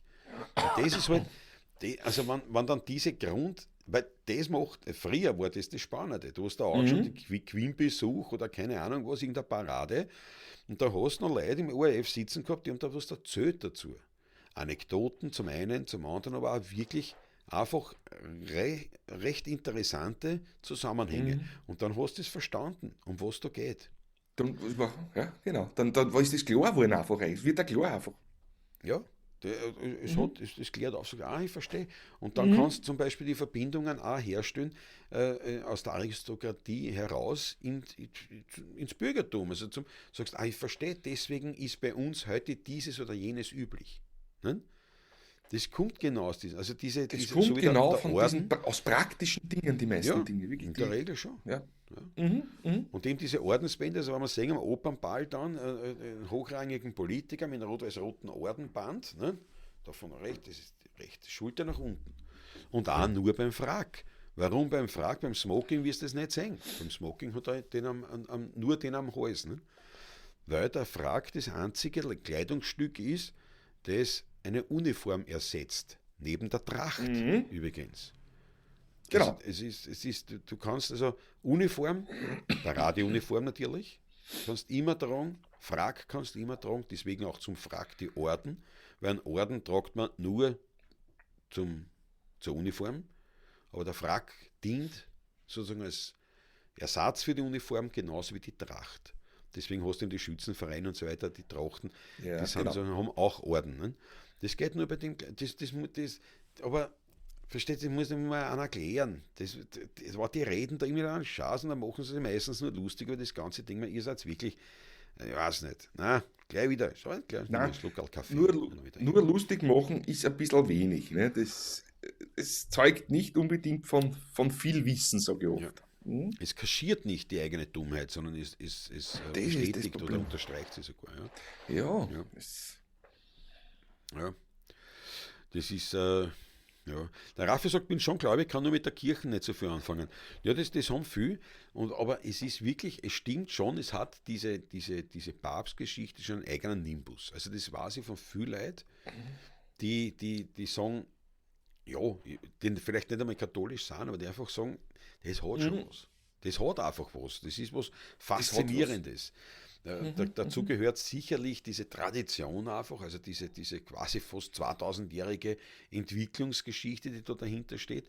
Dazu gehört natürlich diese Alleinstellung, die ein Papst hat. Nicht? Weil das ist quasi, ich glaube, die letzte wirkliche absolute Monarchie, die noch existiert, der Vatikan. Ich glaube, es gibt sonst keine. Wo es wirklich, also es ist eine Wahlmonarchie, aber eine Monarchie. Da wird der Papst Eine gewählt Woche, und der, ja. bis er abangelt, ist das der oberste Chef und sein Wort gilt. Der muss nicht einmal irgendwem fragen. Und das ist, glaube ich, auch irgendwie so ein Faszinosum einfach, dass das da ist. Und halt dieses Brimborium drumherum. Ja, Mhm, mhm. fand die Pastwahl toll gestern. Mystisch das Konklave. Ja, ich glaube, das sehen auch nicht umsonst, glaube ich, haben wir solche Bierchen wie vom Dan Es geht, Brown, ne, ja. das Illuminati und so, Mhm, mhm. eine Kraft, weil einfach das hat eine eigene, ja, auch mystisch das Ganze ist. Ja. Und also ich finde das schon spannend. Ja, Absolut, ja. Es ist auch schön zum Anschauen. Es ist ja optisch was hermacht, muss ich ehrlich sagen. Ne? Das Ja, kommt noch das, dazu das, einfach. das, Soll alles nur mehr heutzutage, alles nur mehr rechtwinkelig in Uniform, ohne Buntheit sein. Es ist einfach, das Ganze hat einfach eine gewachsene Geschichte seit Jahrtausenden einfach ja, und das hat auch energetisch eine irrsinnige Wirkung natürlich, das Ganze. ja. In alle Richtungen, muss man Ich dazu sagen, finde auch. natürlich, klar. Ich finde auch. Mhm. Und es gibt nicht so viele Ereignisse mehr, die das haben. Ich meine, jetzt Das ist, vielleicht noch ja. die Wahl beim US-Präsidenten, die hat nur einen weltweiten Ding. Ansonsten, abgesehen jetzt von eben Königshäusern, wo halt irgendwer stirbt oder heiratet, Hat ja. hast du nicht Mhm. viel, das eine Relevanz im weltweiten Sinne hat. Ne? Das ist einfach, und da Mhm. ist der Mhm. Papst, das ist der Papst, das ist der Rom, das ist, ob du daran glaubst, ob du dabei bist oder nicht, aber man Da muss, bist du aber nicht, ja, ist wurscht. Ist da zweitrangig in dem ja. Fall. Also ich Mhm. bin kein So Moslem, gesehen, ja. ja? Ich bin kein Moslem, aber wie ich in der Ja, nicht, ne? Al-Aqsa-Moschee drin gestanden bin, war ich Mhm. voller Ehrfurcht für dieses Bauwerk, für diese Mhm. Geschichte Mhm. dahinter, für das Ganze drumherum, für diese Atmosphäre. Also das hat mich beeindruckt. Aber Mhm. wie gesagt, da Mhm. muss ich kein Das Moslem glaube sein, um ich. mich davon beeindrucken zu lassen. Nicht? Weil es ist Ja. einfach toll. Es ist einfach toll, wow. Mhm. Ähnlich wie halt viel nicht Christen in einer Kathedrale oder also wie im Stephansdom oder keine Ahnung, oder halt dann natürlich in Rom, wie es da dort ist, das ist Wahnsinn. Ne? Bin erschlagen von dieser kunstvollen Der Geschichte. Kunst, ja, ja, ja. Mhm. Das ist schon sehr ähnlich empfinden es die Leute, wenn sie zum Taschler kommen und die 16er beim Spielen. Das ist Ja, fast anmaßend, was das ist. ja finde ich gar nicht. Finde ich gar nicht so. Nein, es ist dann einfach, ja, wie der Georg Scheurer sagt, gehört zur Weltbewegung. Ja, das ist wirklich, es bewegt die Welt. Mhm. Die ich meine, siehst du, was ich nicht, die Wahl in Deutschland zur Regierung interessiert in Wahrheit ja kein Schwein oder sonst was nicht. Also ja, politisch Interessierte, aber die Welt nicht. Also das interessiert wirklich niemanden. Das interessiert Ähm, niemanden, ja. und wie gesagt, ich glaube am ehesten wirklich noch vielleicht die US-Präsidentenwahl. Das hat auch noch, aber wahrscheinlich, weil die USA so der Hegemon dieser Zeit war, dass mit dem Ja, zusammenhängt. Ja. genau. Ja. Mhm. Aber ja, das ist so eine Geschichte. Aber es hat was. Es hat was. Aber so heißt Habemus Papam und so weiter. Und ich weiß, mein Vater war immer ganz, ganz wichtig beim Ostern, ist dann immer nach der Kirche, nicht? Sind wir dann am Ostersonntag nach der Kirche heim und dann hat er den Fernseher auftrat, hat gekocht und hat immer Ja. wieder geschaut, zwischen dem Kochen, ist immer wieder zum Fernseher und hat geschaut, weil da hat er den Urbi Orbi gesprochen und hat dann den Ostergruß in den Landessprachen, nicht? Hat er vorgelesen. Ja, Ich weiß nicht, in war für 150 uns Sprachen. Nicht? Pflichttermin. Ja. Ja, ja. Und da Mhm. hat der Vater immer gewartet, wann er sagt, Mhm. Frohe Ostern. Ja, Ja, ich muss eines gestehen, mein Bruder und ich haben nur darauf gewartet. Das war halt, der Wojtyla war natürlich, wie soll ich sagen, weil er so prägnant sprach, sagen wir es so. ja, Hat uns schon. Kinder schon sehr amüsiert. Nicht? Ja. War ein ganz großartiger Papst. Frohe Ostern. Und das war, aber das, und ihr mal das Ich Lied lache heute okay? noch so Ja, in ja, mich, aber nicht, das weil ich ist ihn es, ja. auslache, weil das wirklich so schön war. Nein, nein, Wirklich. Das war wirklich was, leider. das gehabt. Der war eine Respektsperson. Ne? Nein, ich meine Ja, auch so mit dem Päpsten, ja, weißt ja, du, ja, ja. kann man jetzt mögen, kann man nicht mögen, aber der Harald Schmidt hat das einmal so schön gesagt, der auch Katholik ist, ne? Der hat gesagt, ja, ähm, Mhm. wie auch immer man jetzt mit seinem eigenen Glauben oder nennen wir es mit der Frömmigkeit, ja, wie sehr ich da Mhm. verbunden bin oder lockerer. Aber er hat gesagt, das ist halt so, der Papst, das ist halt unser Chef. Ja, ich gehöre zu dieser Glaubensgemeinschaft dazu, mehr oder weniger intensiv von mir aus, aber irgendwie das ist unser Chef. Und ob der jetzt viel Einfluss auf mein Leben hat oder nicht, sei dahingestellt, aber es ist irgendwie cool. Mhm. Mhm. Es ist irgendwie cool, wenn ich den sehe, live oder ähnliche Geschichten habe. Das kann ich mir schon vorstellen. Grundsätzlich. Also, aber es war jetzt nicht so, dass ich jetzt, wenn ich in Rom wäre und ich weiß nicht, eine Audienz beim Papst, ja, ist sicher toll, nicht? Aber es war halt jetzt nicht auf meiner Wunschliste. Also da schaue ich mir Auf lieber meiner ein paar andere Sachen an. Wunschlistenpriorität ist das nicht oben. Ja, Nein, es war sicher eine tolle Begegnung, bin ja. überzeugt davon, nicht? Ich mein, Weil mit so Leuten ist es immer sicherlich eine tolle Geschichte, sage ich, ne? ja, ich mein, wenn jetzt einer sagt, erst, ich habe das möglich gemacht, du könntest dabei sein bei einer so einer Papst-Audienz, die sagen, ja, toll, das lasse ich mir nicht entgehen, aber das ist passiv sozusagen. Ne? Sag ich, na, dann bin ich Ja, dabei, aber ich darf mich ja. nicht aktiv drum kümmern. Genau, Also so wichtig genau. war es mir dann eigentlich. Na, so wichtig ist mir auch nicht, ja. Da gibt es so viele Trattorias in Rom und das ist da war, der mich schon. Du bist ist schon schon sehr was. den leiblichen und Ja, fleischlichen Genüssen zugewandt. natürlich. Ich auch, ich gebe es ja zu. Ja. Gerne auch noch. Obwohl ich Ich jetzt tät auch mir Wasser trinke. zwischendurch Kirchen anschauen oder so Sachen. Aber ich glaube, Rom, das ist dann echt schwierig, weil da gibt es so viel. Und ich glaube, du brauchst wirklich Und nicht nur Kirchen, sondern auch Kenner. sonstige Kunstschätze. Ja, Und das ist ja es ist, es ist, die ewige Stadt. Ne? ja, ja. Mhm. Weil ich glaube, da Von brauchst der du wirklich Antike jemanden, bis heute. ja, Das ist unglaublich. Ja. der sich da wirklich gut auskennt und Ja. wirklich aktiv ist. Und wo du sagst, pass auf, stell mir was zusammen. Gehen wir wohin, aber nicht einen nach dem anderen, weißt, durch, sondern Nein, schauen wir uns das heute bringt nichts. 2 oder 3 Sachen an. Aber die Und schauen das wir uns reicht an. aber auch. Ja. Die schauen wir uns wirklich an, ja. Ja. Mhm. Das hätte schon was. Was essen die 16er Buben gerne? Fragt der Felix Lukan. Ich glaube, es ist leichter, wenn wir sagen, was wir nicht essen. Ne? Gute Küche. Gut gekochtes Essen, ja. In verschiedensten Ausführungen, ja. Gut muss es ja. sein. Das ist, muss ich wirklich sagen, ja. Also ich esse schon auch sehr gerne, sehr, sehr gut. Also also ich schätze durchaus auch die Haubenküche mitunter. Ich kann mir es halt nicht leisten, so in dem Ausmaß. Aber also so diese Genau. Spitzengastronomie ist schon etwas, was mir auch Ist was grundsätzlich Schönes. sehr gut gefällt. Und gut, also auch Kleinigkeiten. Also wenn wir daheim, ich esse schon mit die Wurst aus dem Bakel. Aber, also aus dem Papier raus. Ich Aber weiß. es ist schon was Feines, wenn's auch daheim die einfachsten Gerichte irgendwie besser herriechst. Ich kann mich erinnern, wenn Ich wir mache das gespielt immer einmal bei beim mir. Triad, Ich mache das am sogar, Lokal. seit ich alleine bin jetzt bei mir. Bei mir wird immer alles angerichtet schön. Auch die Wurst aufgeschnitten oder der Käse verschieden. Oder was, das Brot hergerichtet. Und so riecht man das wirklich immer schön her. Ja, dann mache Und ich eigentlich setzt mich auch. dann zum Essen, ja. Mache ich auch. Muss ich Aber muss es gibt ehrlich schon, sagen, es ja. kann schon mal sein, dass ich sage so, jetzt legen wir das Bar, Ja. legen wir das Ja, ja. Bar Eis aus dem Bar. Ja, das macht man mir zu zweit meistens. Nicht? Wenn wir mit der Bablatschen gar keinen Hunger kriegen oder was am Montag. Ja. Geht schon Aber aufs Brettel aufgehauen, ein paar Schnitten Brot dazu und geht schon. Ja, das damals schon meist auf einem Bredel aufschneiden. Aber es ist ja laut das schon. Ja. Nicht? Auf einem Bredel, das aufgeschnitten, schaut ja gleich was anderes aus. Aber weil ich weiß, wie wir da beim Triad gespielt haben, damals, das war ein Treffen von Haubenwirten. Da haben wir dann gesagt, es waren insgesamt 40 Hauben vertreten in dem Lokal. Das war ein Mörder. Wir sind Ja, genau. 4 in der Früh sind wir gegangen, um 4 in der Früh, der Patrick und ich, das ist gleich bei mir bei der Klaus in der Nähe. Ja. Um 4 sind wir gegangen und wir haben eher zu den Ersten gehört, die gingen. Bei weitem nicht die letzten, sagen wir so. Ja. Bei weitem nicht. Und da war es so, dass dann halt zur späteren Stunde hat der Wirt Käsekrenner gemacht.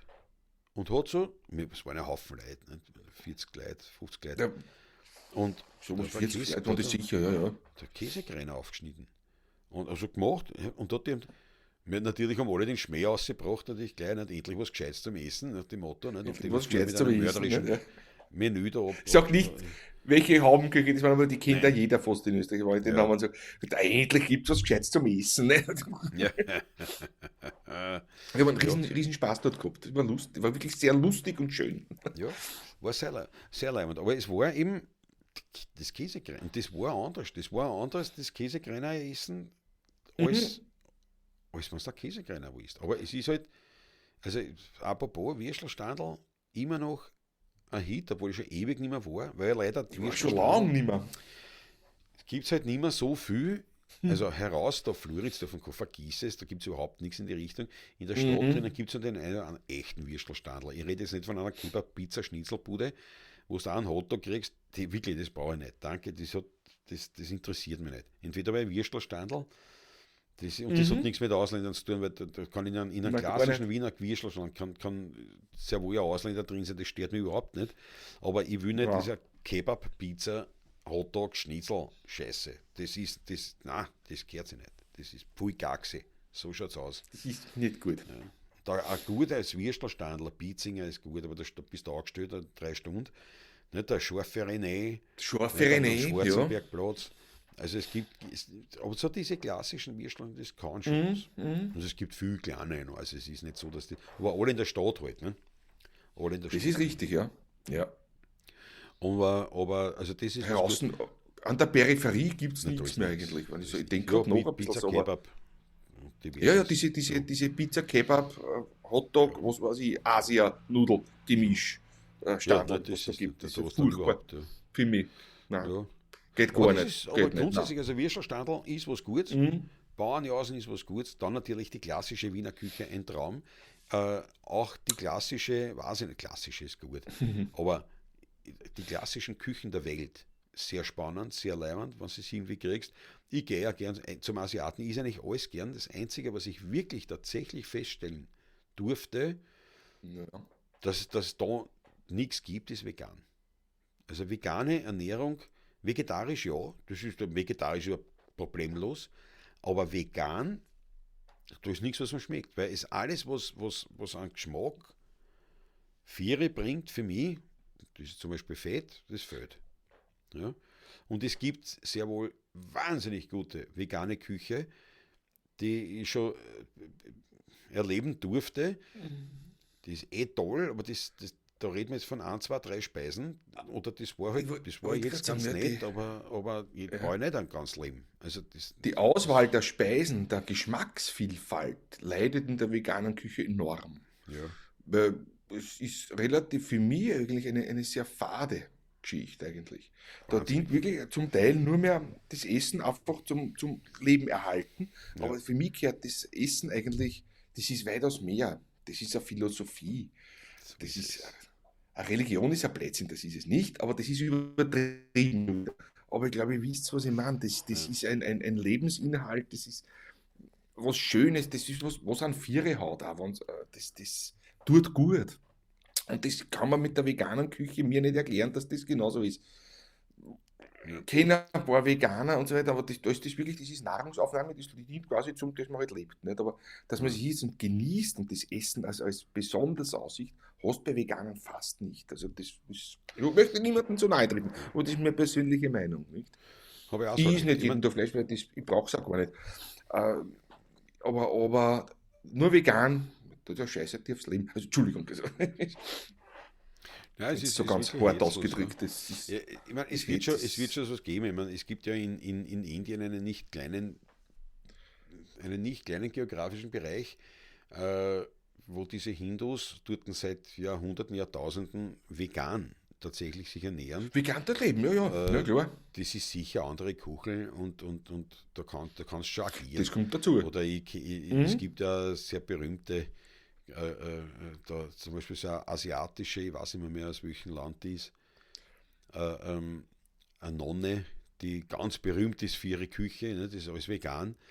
Das hat sicherlich ganz spezielle, tolle Sachen, aber Aber es ist nicht umsonst, ist schon möglich. hast du im veganen Bereich diese ganzen Fleischersatzprodukte, also wo ich mir ja echt denke, also wenn ich jetzt, also da gehört der Wickel auch nicht, da gehört der Wickel links, rechts ein Watschen runtergehauen, weil wenn du da Fleisch essen willst, dann iss eins und wenn du vegan leben willst, dann leb vegan, aber dann kauf dir kein Fleischlaberl aus irgendwelche Sojaschnitzel, sondern dann Ja, ist ja. vegan.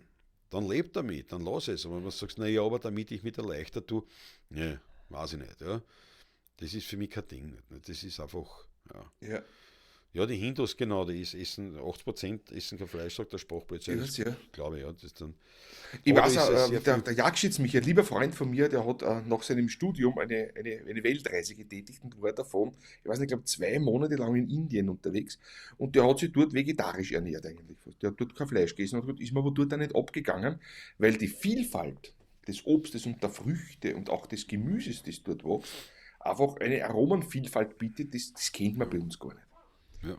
Bis hin zu den Gewürzen, wie das alles war, mir ist das dort nicht angegangen, hat er gesagt. Also das war, und sonst eher auch der Fleischeslust nicht abgeneigter, der Michi, kennst du Ja, den nein, Jagdschütz. ist schon. Ich meine schon, Und das war, ist natürlich was anderes, ja. Mhm. wenn man halt sagt, der Mensch hat sich entwickelt, das waren Jäger und Sammler, also ja, die waren Jäger in erster Linie, weil was hätten sammeln wollen? Was ist denn sammeln wollen, ja. Genau. Das ganze Jahr über. Ich mein, Ja. was hätten sammeln wollen? Viel? Das Biss, was hat es gegeben? In der Regel hat man gejagt und hat sich vom Fleisch ernährt. Das ist schlicht und einfach, das ist ja so halt. Ne? Ob das jetzt alles richtig ist und nicht, wie man heute damit umgeht, sei dahingestellt. Und dieses Maßlose ist sowieso ein Problem, aber da glaube ich, das ist dann wurscht, Das ist ein wirklich ein Problem. ob Ja. es der Das Fleisch war wurscht, ist oder was du Obst. nimmst dann. Maßloser Obstkonsum kann da zur Leberverfettung führen. Unter Umständen, ja. Aber Könnte es ihren ist- Blutzucker erhöhen. Ja. Aber wie gesagt, also essen einmal alles. Ne? Was? Hast du schon vergessen, wie ein Leberkass schmeckt aus einem Zeitungspapier, braver Georg Scherer. Gumprechts Leberkass von Gigerer, Sprachpolizei, ganz richtig. Der Gumprecht und der Schuller. Der Schuller war da in Floridsdorf und den gibt es halt auch nicht mehr. Und da haben jetzt manche die Preisen an, also da gibt es einen Leberkass nach dem Originalrezept vom Schuller, da am Schlingermarkt.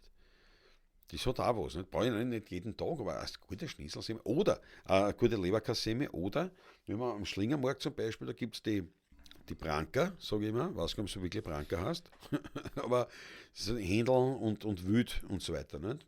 Wildfleisch, Geflügel. Und die hat Hühnerschnitzeln. So. Und meistens natürlich sind das der Brust, das brauche ich nicht. Und manchmal hat es Hühnerschnitzeln aus der Keule gemacht. Aus einem Biergerl quasi, nicht? Ja, Sehr und da gut. frage ich immer, nicht, Schnitzelsemme, ja, nein, haben wir Schnitzeln von der Keule? Und sagt, ja, habe ich schon ein Schnitzelsemmel bei der Hand. So ungesund, die Semme dient ja nur, dass die Finger nicht fettig werden, ne? Aber ich denke halt, das ist halt nicht gesund, das ist kein gesundes Essen. Aber manchmal kann das schon was wirklich gut sein. Manchmal kann das gut sein. Ja. Und dem so wie die Gigerer Leberkassemme. Schau, die Judy ist auch da. Hauptberuf Musiker, Nebenberuf Judy 2 Sears. Ernährungsberater. Kannst nicht erfinden. Nein, das ist. Frag uns, wenn du was wissen willst, frag uns. Wir wissen es. Wer weiß, warum Pferdefleisch auch Pepe-Hacker genannt wurden. Ja, das haben wir schon mal geredet, gell? Der Das Pepe. haben wir einmal geredet. Aber ich habe schon wieder vergessen. Warum? Ich weiß nicht. Was hast du? Ich weiß oder- auch nicht mehr. oder ist er Es rattert gerade bei mir im Hirn. Oh, ich weiß auch, ich habe es vergessen. Auch. Ich habe es auch vergessen. Aber das war ich weiß wirklich nicht mehr. Aber es hat ihm mit dem, ja, irgendwas, weiß ich nicht mehr. Der Ernesto Ananen sagt, beim Zentralfriedhof gibt es ein junges Mädel mit einem Würstelstand, kann ich empfehlen. Beim Zentralfriedhof, aber der ist groß. Jetzt hast du eine Idee? Nein, ungefähr beim wo? Tor 2, beim Haupttor, ist das wurscht? Ich glaube, das heißt, das nennt sich Das wurscht. Ja. Das hat schon wer andere, glaube ich, erwähnt.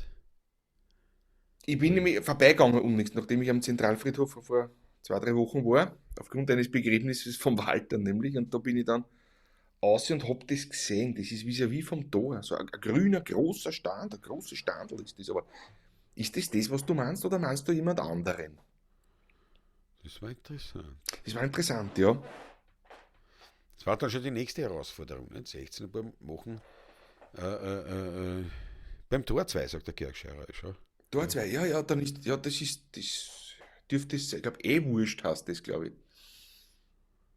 Tor 2. Glaube ich jetzt, weiß nicht, Felix ja. sagt auch, ja. Ja. The world's strongest man in Deutschland ist Veganer. Der weiß, was er tut. Ja, solange er lebt, sicher. Es ist halt so, dass erstens einmal, du wenn einer vegan lebt, es ist so, der Papst für vegane Lebensweisheiten, der Rüdiger Dahlke zum Beispiel, Und der Georg Schnitzer zum Beispiel auch, Dr. Ja. Schnitzer, ne? War, das ist also einer. aber der Dahlke sagt halt, ja, aber er supplementiert. Ja? Er supplementiert das, was er halt nur Fleisch und reinkriegt. Dann kann es nicht natürlich sein. Tut mir leid. Das Dann kann ist, nicht natürlich ja, sein. genau. Das ist Ich glaub- das ist der Hauptpunkt bei mir nämlich dabei eigentlich gewesen, ja. Du Aber hast ich dich auch glaub- einmal vegetarisch ernährt, nämlich einmal Ich 2 habe Jahre. 2 ich kann mich Jahre. erinnern. 2 Jahre. Ich habe gesagt, ich will das Und meine machen. Ex-Frau, die Yvonne, nämlich auch. Ja. Über Jahre und dadurch kenne ich mich da schon ein bisschen aus, weil ich das schon mitgemacht auch dabei und mit damit viel beschäftigt habe. Ne? Ja. Und dann habe ich gedacht, jetzt, wenn ich eben durch die Nahrung alleine nicht alle Stoffe dem Körper zuführen kann, die er braucht, ist die falsche Ernährung. für mich. Du, Für wann mich einer, persönlich, muss ich sagen. Ja. ja, ich meine, ich habe diese 2 Jahre vegetarisches Mhm. Leben habe ich dann aufgehört, weil man dachte, mir ist es so blöd, weil es jetzt eigentlich eine reine politisch-religiöse Angelegenheit ist und nichts mit Medizin und Gesundheit zu tun hat. Weil egal mit, es war da, es ist Mhm. jetzt eine Mhm. Zeit aber her, wo du leider auch nirgendwo was gekriegt hast. Gescheit. Ja. Also Das, das das stimmt, das nicht so stimmt. wie heute. Heute wird alles nachgeschossen. Nicht kriegst in jedem Ja. Lokal kriegst du was Veganes. Interessanterweise sind die veganen Lokale aber nicht so offen und so tolerant, dass ich sagen, wenn eine Gesellschaft kommt, dass ich zumindest für die paar Fleischesser ein, zwei Gerichte habe mit Fleisch. So weit gehen wir nicht. Ne? Ich erfordere zwar, dass auch jedes Wirtshaus muss irgendwas Veganes anbieten, aber nicht, weil wenn ich komme und wir sind eine Gesellschaft und da sind zwei Mhm. Veganer Mhm. dabei, dass die auch was zum Essen kriegen. Und wenn du aber mit einer gleichen Gesellschaft und sagst, so, jetzt gehen wir in ein veganes Lokal, aber ich bin Fleischesser, hätte man gesagt, das gibt es dort nicht. Also Toleranz null, das ist eine reine Mhm. radikale Entwicklung, religiös oder ich möchte fast sagen sektenhafte, radikale Entwicklung, die sie alles irgendwie gut schreiben und gut diskutieren und interpretieren, was es so gibt. Ähm, das verstehe ich nicht. Also geht bis zum Klimawandel, wo die Rindsviecher schuld sein sollen. Also immer wahnhafter wird das Ganze. Und das war für mich so eine Erkenntnis. Und ich habe gesagt, du, ich höre wieder auf, ich ist eigentlich das, wo es mich hinzieht.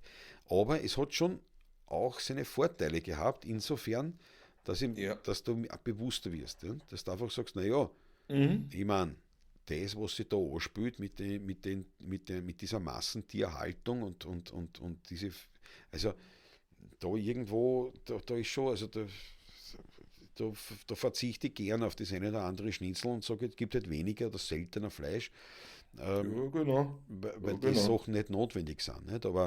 Ja. Aber grundsätzlich denke ich, man soll jeder machen, was er will und die einzigen, die sich da aber echauffieren und die ganze Zeit irgendwelche belehrenden Worte aufbringen wollen, sind die Veganer. Und vegan, ich verstehe es halt nicht. Es ist halt, wie der lustige Hermann immer so schön gesagt hat, vegan sein, ich verstehe nicht, weil ich schaue mir Porno auch nicht im Radio an. Das ist es so. Ja, ja, ja. Was haben wir da? Also wie gesagt, und dann kommt dazu, der World's Strongest Man, ja, schauen wir mal, wie lange er lebt. Weil das ist auch so, ich kenn persönlich keinen einzigen Alten, der vegan gelebt hat. Ich kenne keinen. Und es ist auch, wenn du da ausschaust, ich mein, die Tendenz ist nicht so neu. Nicht? Man, Hitler war Vegetarier. Also das ist jetzt nicht so, dass diese Ernährungsform Na, besonders nein, neu nein. ist. Ja? Na, überhaupt nicht, gar nicht. Aber es gibt, und die schauen alle, es tut mir leid, ne, alle nicht, aber die meisten Veganer, die ich kenne, schauen krank aus. Tut mir leid, die schauen nicht gesund aus. Veganer Ich muss meine, ich sagen, ja. Ja. das ist dann wieder Vegetarier das, nicht, Veganer ja. Mhm. ja, bei Vegetariern habe ich weniger. Aber das ist so wie Alkoholiker. Die schauen nicht gesund aus. Nicht Das gesund aus, siehst ne? das siehst du und Ja. das tut genauso. Ich Mhm. weiß nicht. Und wie gesagt, jetzt schauen wir mal, wie lange sie leben, weil die ganzen super Ernährungsdings und Babes, die sind alle schon gestorben. Also viele. Also relativ jung. Was jetzt auch nichts heißt, aber trotzdem, ne, ist mit Vorsicht zu behandeln. Der Sprachpolizei klärt jetzt auf. Baby ist ein wienerisches Synonym für Perücke, ja. Aus den Rossschweifhaaren wurden im Alten wie in die Ah, billigen Perücke gefriemelt. jawohl. Aus Ja. die Rosa aus die Schwaf, ja. Man muss sich Mhm. dazu natürlich einen Schweif abhaken, das war's. Also doch mit dem Pepe mit der Perücken. Ja. Aus dem Pferdeschweifen hat man Perücken gemacht. Mensch, Pepe und der Herr Pephacker, sorry, dass der Tour Ja, kaputt. Der Felix ja. Tucker hat das auch gewusst. Ja. Ja, genau, ist das, was man schmeckt. Jeder wie er will. Genau, Raffi. Und das habe ich zum Beispiel schon gelernt, wie ich da vegetarisch gelebt habe, ähm, dass man natürlich da auch in eine Falle tappen kann. Dass man sagt, das, was man schmeckt, ist jetzt die Frage, das, was da wirklich schmeckt oder das, Ha. was da die Industrie sozusagen schmackhaft macht. Das ist die Das ist Frage. wirklich eine Gefahr. Ja? Und dieses Bewusstsein, glaube ich, das müssen wir schon lernen. Also es ist nicht, definitiv nicht, das Vegane, Vegetarische zu verteufeln, im Gegenteil, aber es ist auch nicht als seligmachend. Nicht? Weil jetzt sind es Das glaube ich auch, ja. ist eher die Tendenz, die wissenschaftliche dahin, dass man sagt, naja, nicht vegan Fleisch, das ist nicht das Problem, die Gluten sind das Problem, der Weizen, diese hochgezüchteten Getreidesorten. Also Gluten und egal was Glutein, was da, ist, das ja, ist das Problem. Ja. Es ist immer was definitiv. anderes. Ja, Ja. Es ist man so wie findet mit immer den was. Eiern, immer war mit Cholesterin und Eier und so weiter. Das war ja auch so eine Geschichte. Hat man auch lange revidiert schon wieder. Und, ich kann mich erinnern, noch vor 20, Ja, 25 Jahren. früher 2 Wochen War das 2 eine Eier in der Geschichte. Woche hat es Zwei in geheißen. der Woche und so Geschichten. Ja. Jetzt sagen sie ganz 4, Ja, 5 am Tag, aber es war sogar fast empfohlen. Nicht? Also, ja, ja. Genau. veganer Geschlechtsverkehr Es soll, ist, weil fleischlos auch nicht lustig sein. Ja, ja, ziemlich trockene Angelegenheit. Ja. Ich esse sowieso nichts in einer Hitten, wo Fleisch verarbeitet wird, sagt die Judy. Ja. Sauf ich 2 Achtel mehr, rauche Zigarren und gut ist. Bravo. Ja, ja, du, wie man will, nicht? Wie man sich halt vorstellt, wie man sich denkt, aber es ist halt, also wenn ich jetzt sage, ich ernähre mich vegan oder will mich vegan ernähren, weil ich dann gesünder bin oder so, das halte ich für einen Trugschluss. Weil das, und fürs Weltklima, so, na, dann bist du sowieso steppert. Also dann tut mir leid, dann kann man die nicht ernst nehmen. Man sagt, wegen dem Weltklima, wegen die Rinder. Ne? Na, aber ja. Schau, 30 Jahre Vegetarierin. Also, du bist du vegetarisch. Ich verstehe. 30 Jahre, nein, ich habe 2 Jahre. Und ich habe dann aufgehört, ich habe es unlustig gefunden. Ja. Schulrezept Leberkas gibt es beim Fröhlich in der Störkgasse und in Schwächert. Das schau her. ja, Ja. schon hier. Ja. Denke schon, dass vegetarisch auf Dauer gesünder ist, vegan eher nicht. Ja, also ich kann mir, es kommt halt drauf an, was heißt vegetarisch, weil zum Beispiel, wie ich vegetarisch gelebt habe, ich habe noch nie in Du meinem hast nicht ganzen gesund Leben so viel gelebt. Süßspeisen gegessen, nicht? Weil Mhm. da war kein Fleisch drin. Also was ich, und es hat, wie gesagt, damals auch wirklich kein Angebot gegeben, Nein, aber die, es war ja gar nichts da. aber die In einem, in Vaterknödel einem mit Lokal. Ei, Wo. Eiernockerln, weil diese damals schon diese Gemüseleibchen, das lehne ich Mhm. an, das kann nur Schatz sein, kann sicher sehr gut gemacht sein, aber nicht bei einem Durchschnittswirten, der gerade deswegen Gemüseleibchen anbietet für die paar Vegetarier. der, Ja, den genau, brauchst du nicht essen. das ist es. Genau, das Und ist der es. Ja, Rest war ja, du hast natürlich wählen können Kaiserschmarrn zwischen Knädel mit Ei, Ei mit und Knädel, Eiernockerln. Eiernockerl oder Nockerl mit Ei. Genau. So Vielleicht, war's. vielleicht hat es mir noch ein Linsencurry schon gegeben, aber das war dann Nein, schon ja, das, Ausnahmesituationen. das, Nicht? nein, das hat es in einem Wirtshaus Aber so nicht und nicht so, gegeben. nicht, ja. Ein Linsencurry ohne Fleisch, in Ohne einem Fleisch, ja, ja. Wirtshaus hat es nicht gegeben. Das ist ganz Nirgendwo. selten. Vor, weiß nicht, das ist schon Ewigkeiten Ja, her. ja. 10 Jahre, 15 Jahre. Aber Mhm. der Rest war ein Kaiserschmarrn, Boil, Taschel, Marienknödeln, Zwischenknödeln, Germknödeln. Also, da kann man dann Genau. sagen, vegetarisch per se ist nicht gesünder, es ist Käseplatte. allgemein. Die Käseplatte war oft. Ja. Aber wenn man halt sagt, ich will mich gesünder ernähren, dann muss man sich gesünder ernähren einfach. Und da gehört halt dann der Kaiserschmarrn nicht dazu, schlicht und einfach. Und Tofu und Seitan und wie das alles heißt, glaube ich nicht, dass das gesund ist in diesem Ausmaße, wie halt Vegetarier. Wie gesagt, schauen wir nach, wie viele Veganer entweder wieder umsteigen, was ja derzeit eher der Trend ist, oder wie viel dann noch Vor allem leben, auch, wenn wir weiterreden. was wir sehen bei diesen Tofu und diesen Sojaprodukten ist, das sind hochverarbeitete industrielle Produkte. Und das ist Ja, auch Handwerk. Das ist immer das Gleiche wie bei einer extra Wurst aus einem Industriebetrieb oder ich kaufe mir ein gutes Stückchen Fleisch beim Fleischhocker da. ja, Ein Wildschweinschinken oder was, ne? Diese industriell gefertigten Tofu-Produkte da alles, na, Beidl so. Also, wenn ein handgemachter Tofu irgendwo ist, wo das Tradition hat, wo das herkommt, das Ganze, ist das sicher eine gesunde Sache, eine gute Sache. ja, Nur dieses Industrieprodukt, das ist das gleiche, wie wenn es dann, ich glaub, irgend so eine Billigfleischwurst da kaufst, ne? genau, genau. Ja, definitiv. Das kann nicht Ja. gesund sein, sicher nicht, bin ich überzeugt davon. Der Raffi bringt es auf den Punkt. Das fertige Hm. Klumpert mag ich nicht. Richtig. Wie der Ossi Oswald auch sagt, Ja, frisch kochen ist das Wichtigste. In der Tiefkühltheke im Supermarkt zum Beispiel findet sich ausschließlich Sondermüll. Ausschließlich würde ich nicht sagen.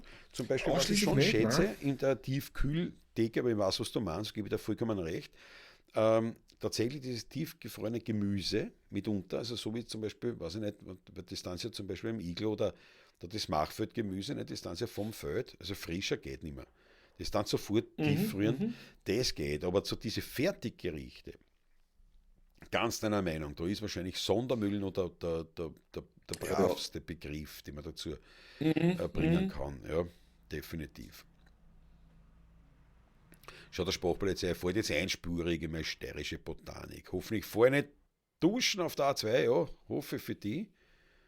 Weiß ja, Na, wie es wieder hoffentlich, wird. ja. Naja, am Wochenende besser, aber heute glaube ich noch nicht. Unbeständig heute noch, gerade im Ja, Süden noch. Ja, ja. Aber gute Fahrt, schön, dass du dabei bist. Wir werden dann gleich Schluss machen auch. ja, ich habe noch Ja, ein straffes Programm vor mir. ja. Ja, aber Judy Austria, äh, Gesundheitsdaten von Menschen mit 60 plus, fast alle brauchen Pulvern, liegt nur am Lebensstil, sicher. Das wird schon stimmen. Aber ob es tatsächlich nur an der Ernährung liegt oder am Fleisch, sagen wir mal so, am Fleischkonsum oder nicht, das sei dahingestellt. Ich glaube, das große Problem ist eher das, was der Ossi auch schon angesprochen hat und der Raffi, das ist das Klumpert, diese hochverarbeiteten, industriell verarbeiteten Lebensmittel.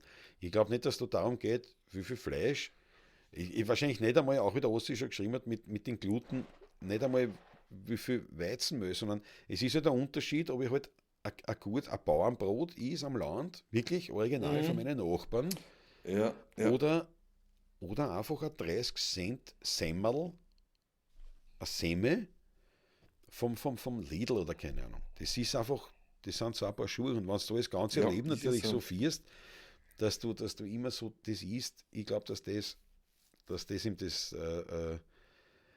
dass das ein Problem ist, in erster Linie. Und nicht, ob ich jetzt Fleisch gegessen habe oder nicht.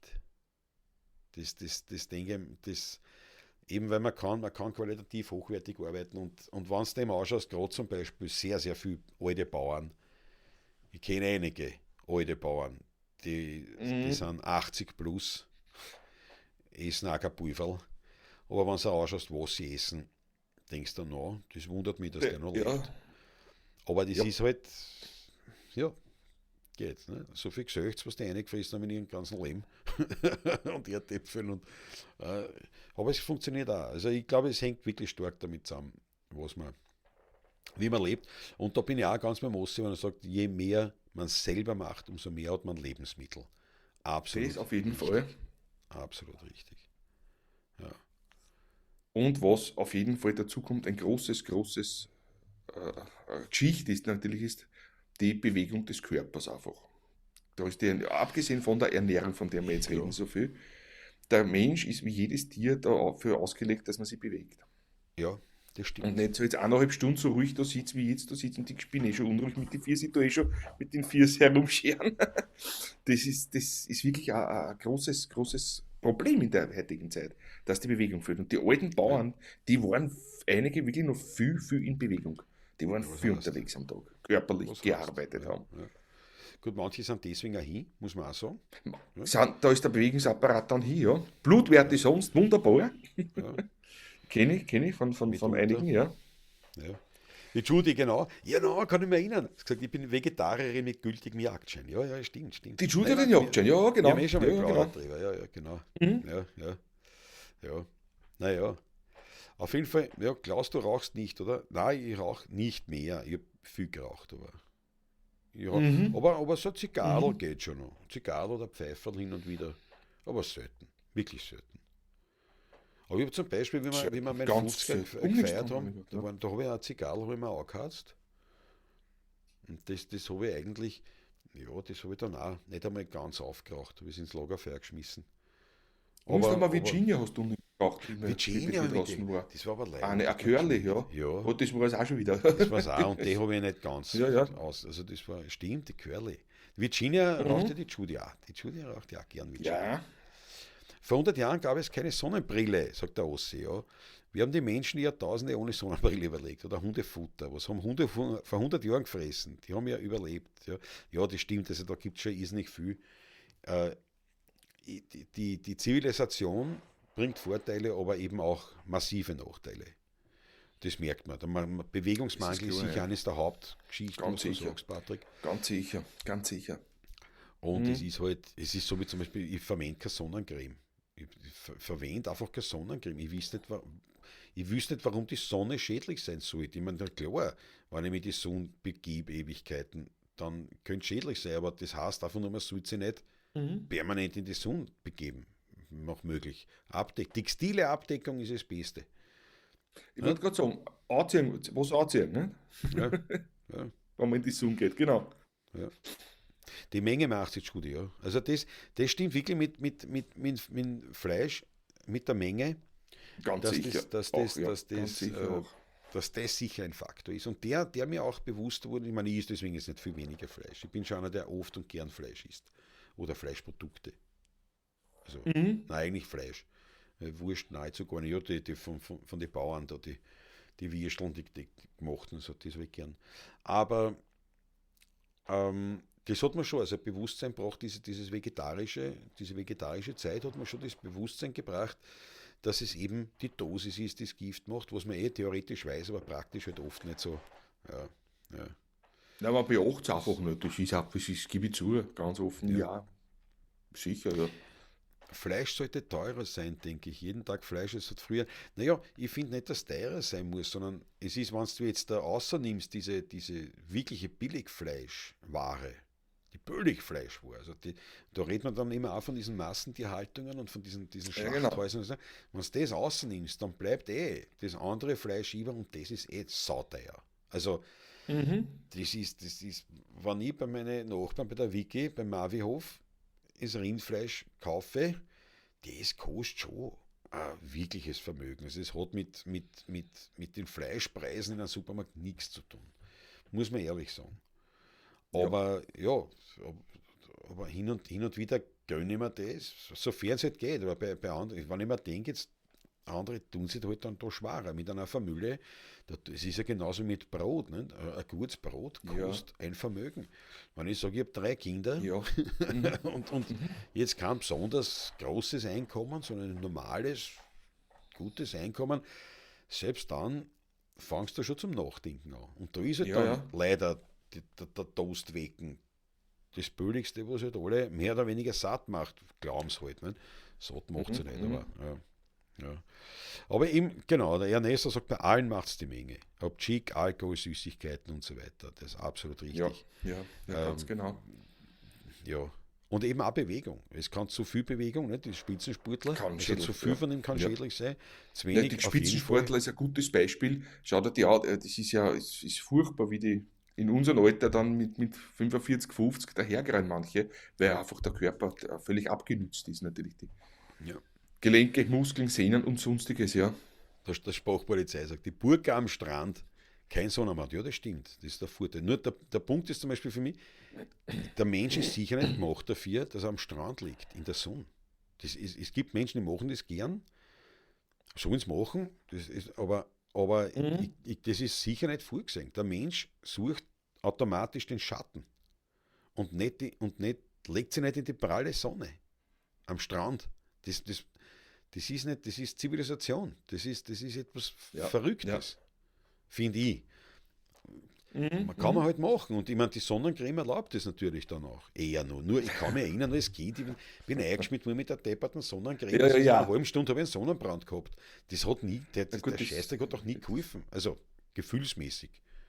Ich wäre halt Mhm. länger so eine halbe Stunde in der Sonne Sonnenbrand habe ich gewesen nicht sein. oft gehabt. Ja, ja, Ich ja, schon, eh nicht, immer. eh nicht. Aber du, ich bin zum Beispiel vom Typus her, ich sitze im Schatten, in der Früh ich gehe raus, setze mich in den Schatten, Ja, Kaffee ja, ja, ich weiß, ich und weiß. ich habe einen Sonnenbrand. Was du meinst, ja, ich weiß, Ich ich war, kenne ich war das bei nicht dir, eine ja. Wir kennen Sekunde in uns der lang Sonne, genug, ja. aber ich habe einen Sonnenbrand, also eine Mhm. Rötung, sagen Mhm. wir so. Na gut, Ja, ja. hol wir dann auf, meistens halt jetzt das Aloe Vera Gel, nicht? Aloe So Vera rein, hilft immer. super. Oder eben Ja, auch die, super. was die jetzt Mhm. einschmissen, das habe ich auch gemerkt, habe ich auch gute Erfahrungen gemacht mit dem Kokosöl. Das, Mhm. Mhm. das kostet nichts, da ist keine Chemie drin, das ist ein reines Genau. Ding. Und du bist ein bisschen besser drauf und wirklich in die Sonne begebe ich mich nicht. Das ist einfach nicht dauerhaft. Und eben so am Strand liegen. Aber da war die Burg nicht so breit in Wahrheit. Ja. Schau, der Ossi backt sein Brot selber. Ja, Großartig. Ich bin ja Gott sei Dank sehr gut versorgt mit meinem Bäcker des Vertrauens. Ich vorgestern wieder in Polsdorf bei der Huglerei mit wunderbaren Sauerteigbrot. Ein ja, Roggen-Dinkel-Mischbrot mit nur Natursauerteig gebacken. Fantastisch. Großartig. Aber wenn du jetzt eine 5-6-köpfige Familie mit dem Brot versorgen willst, mit Kindern, wird es schwierig, wenn du nicht Spitzen verdienen Glaube ich auch. willst. Den eine Lab Brot in der Woche, was ich brauche, dann nicht einmal den kann ich mir leisten, ja, aber Ja. sonst, das Ich habe jetzt kostet was, ja. Ich habe jetzt ein bisschen angefangen, das zu backen. Aber jetzt habe ich noch mit Buchweizenbrot. Ich so ein bisschen herumprobiert, mit so Alternativen. Es ist teilweise leibend, teilweise ist es Mit halt der Harden quasi, mit der was ist das? Harden. Ja.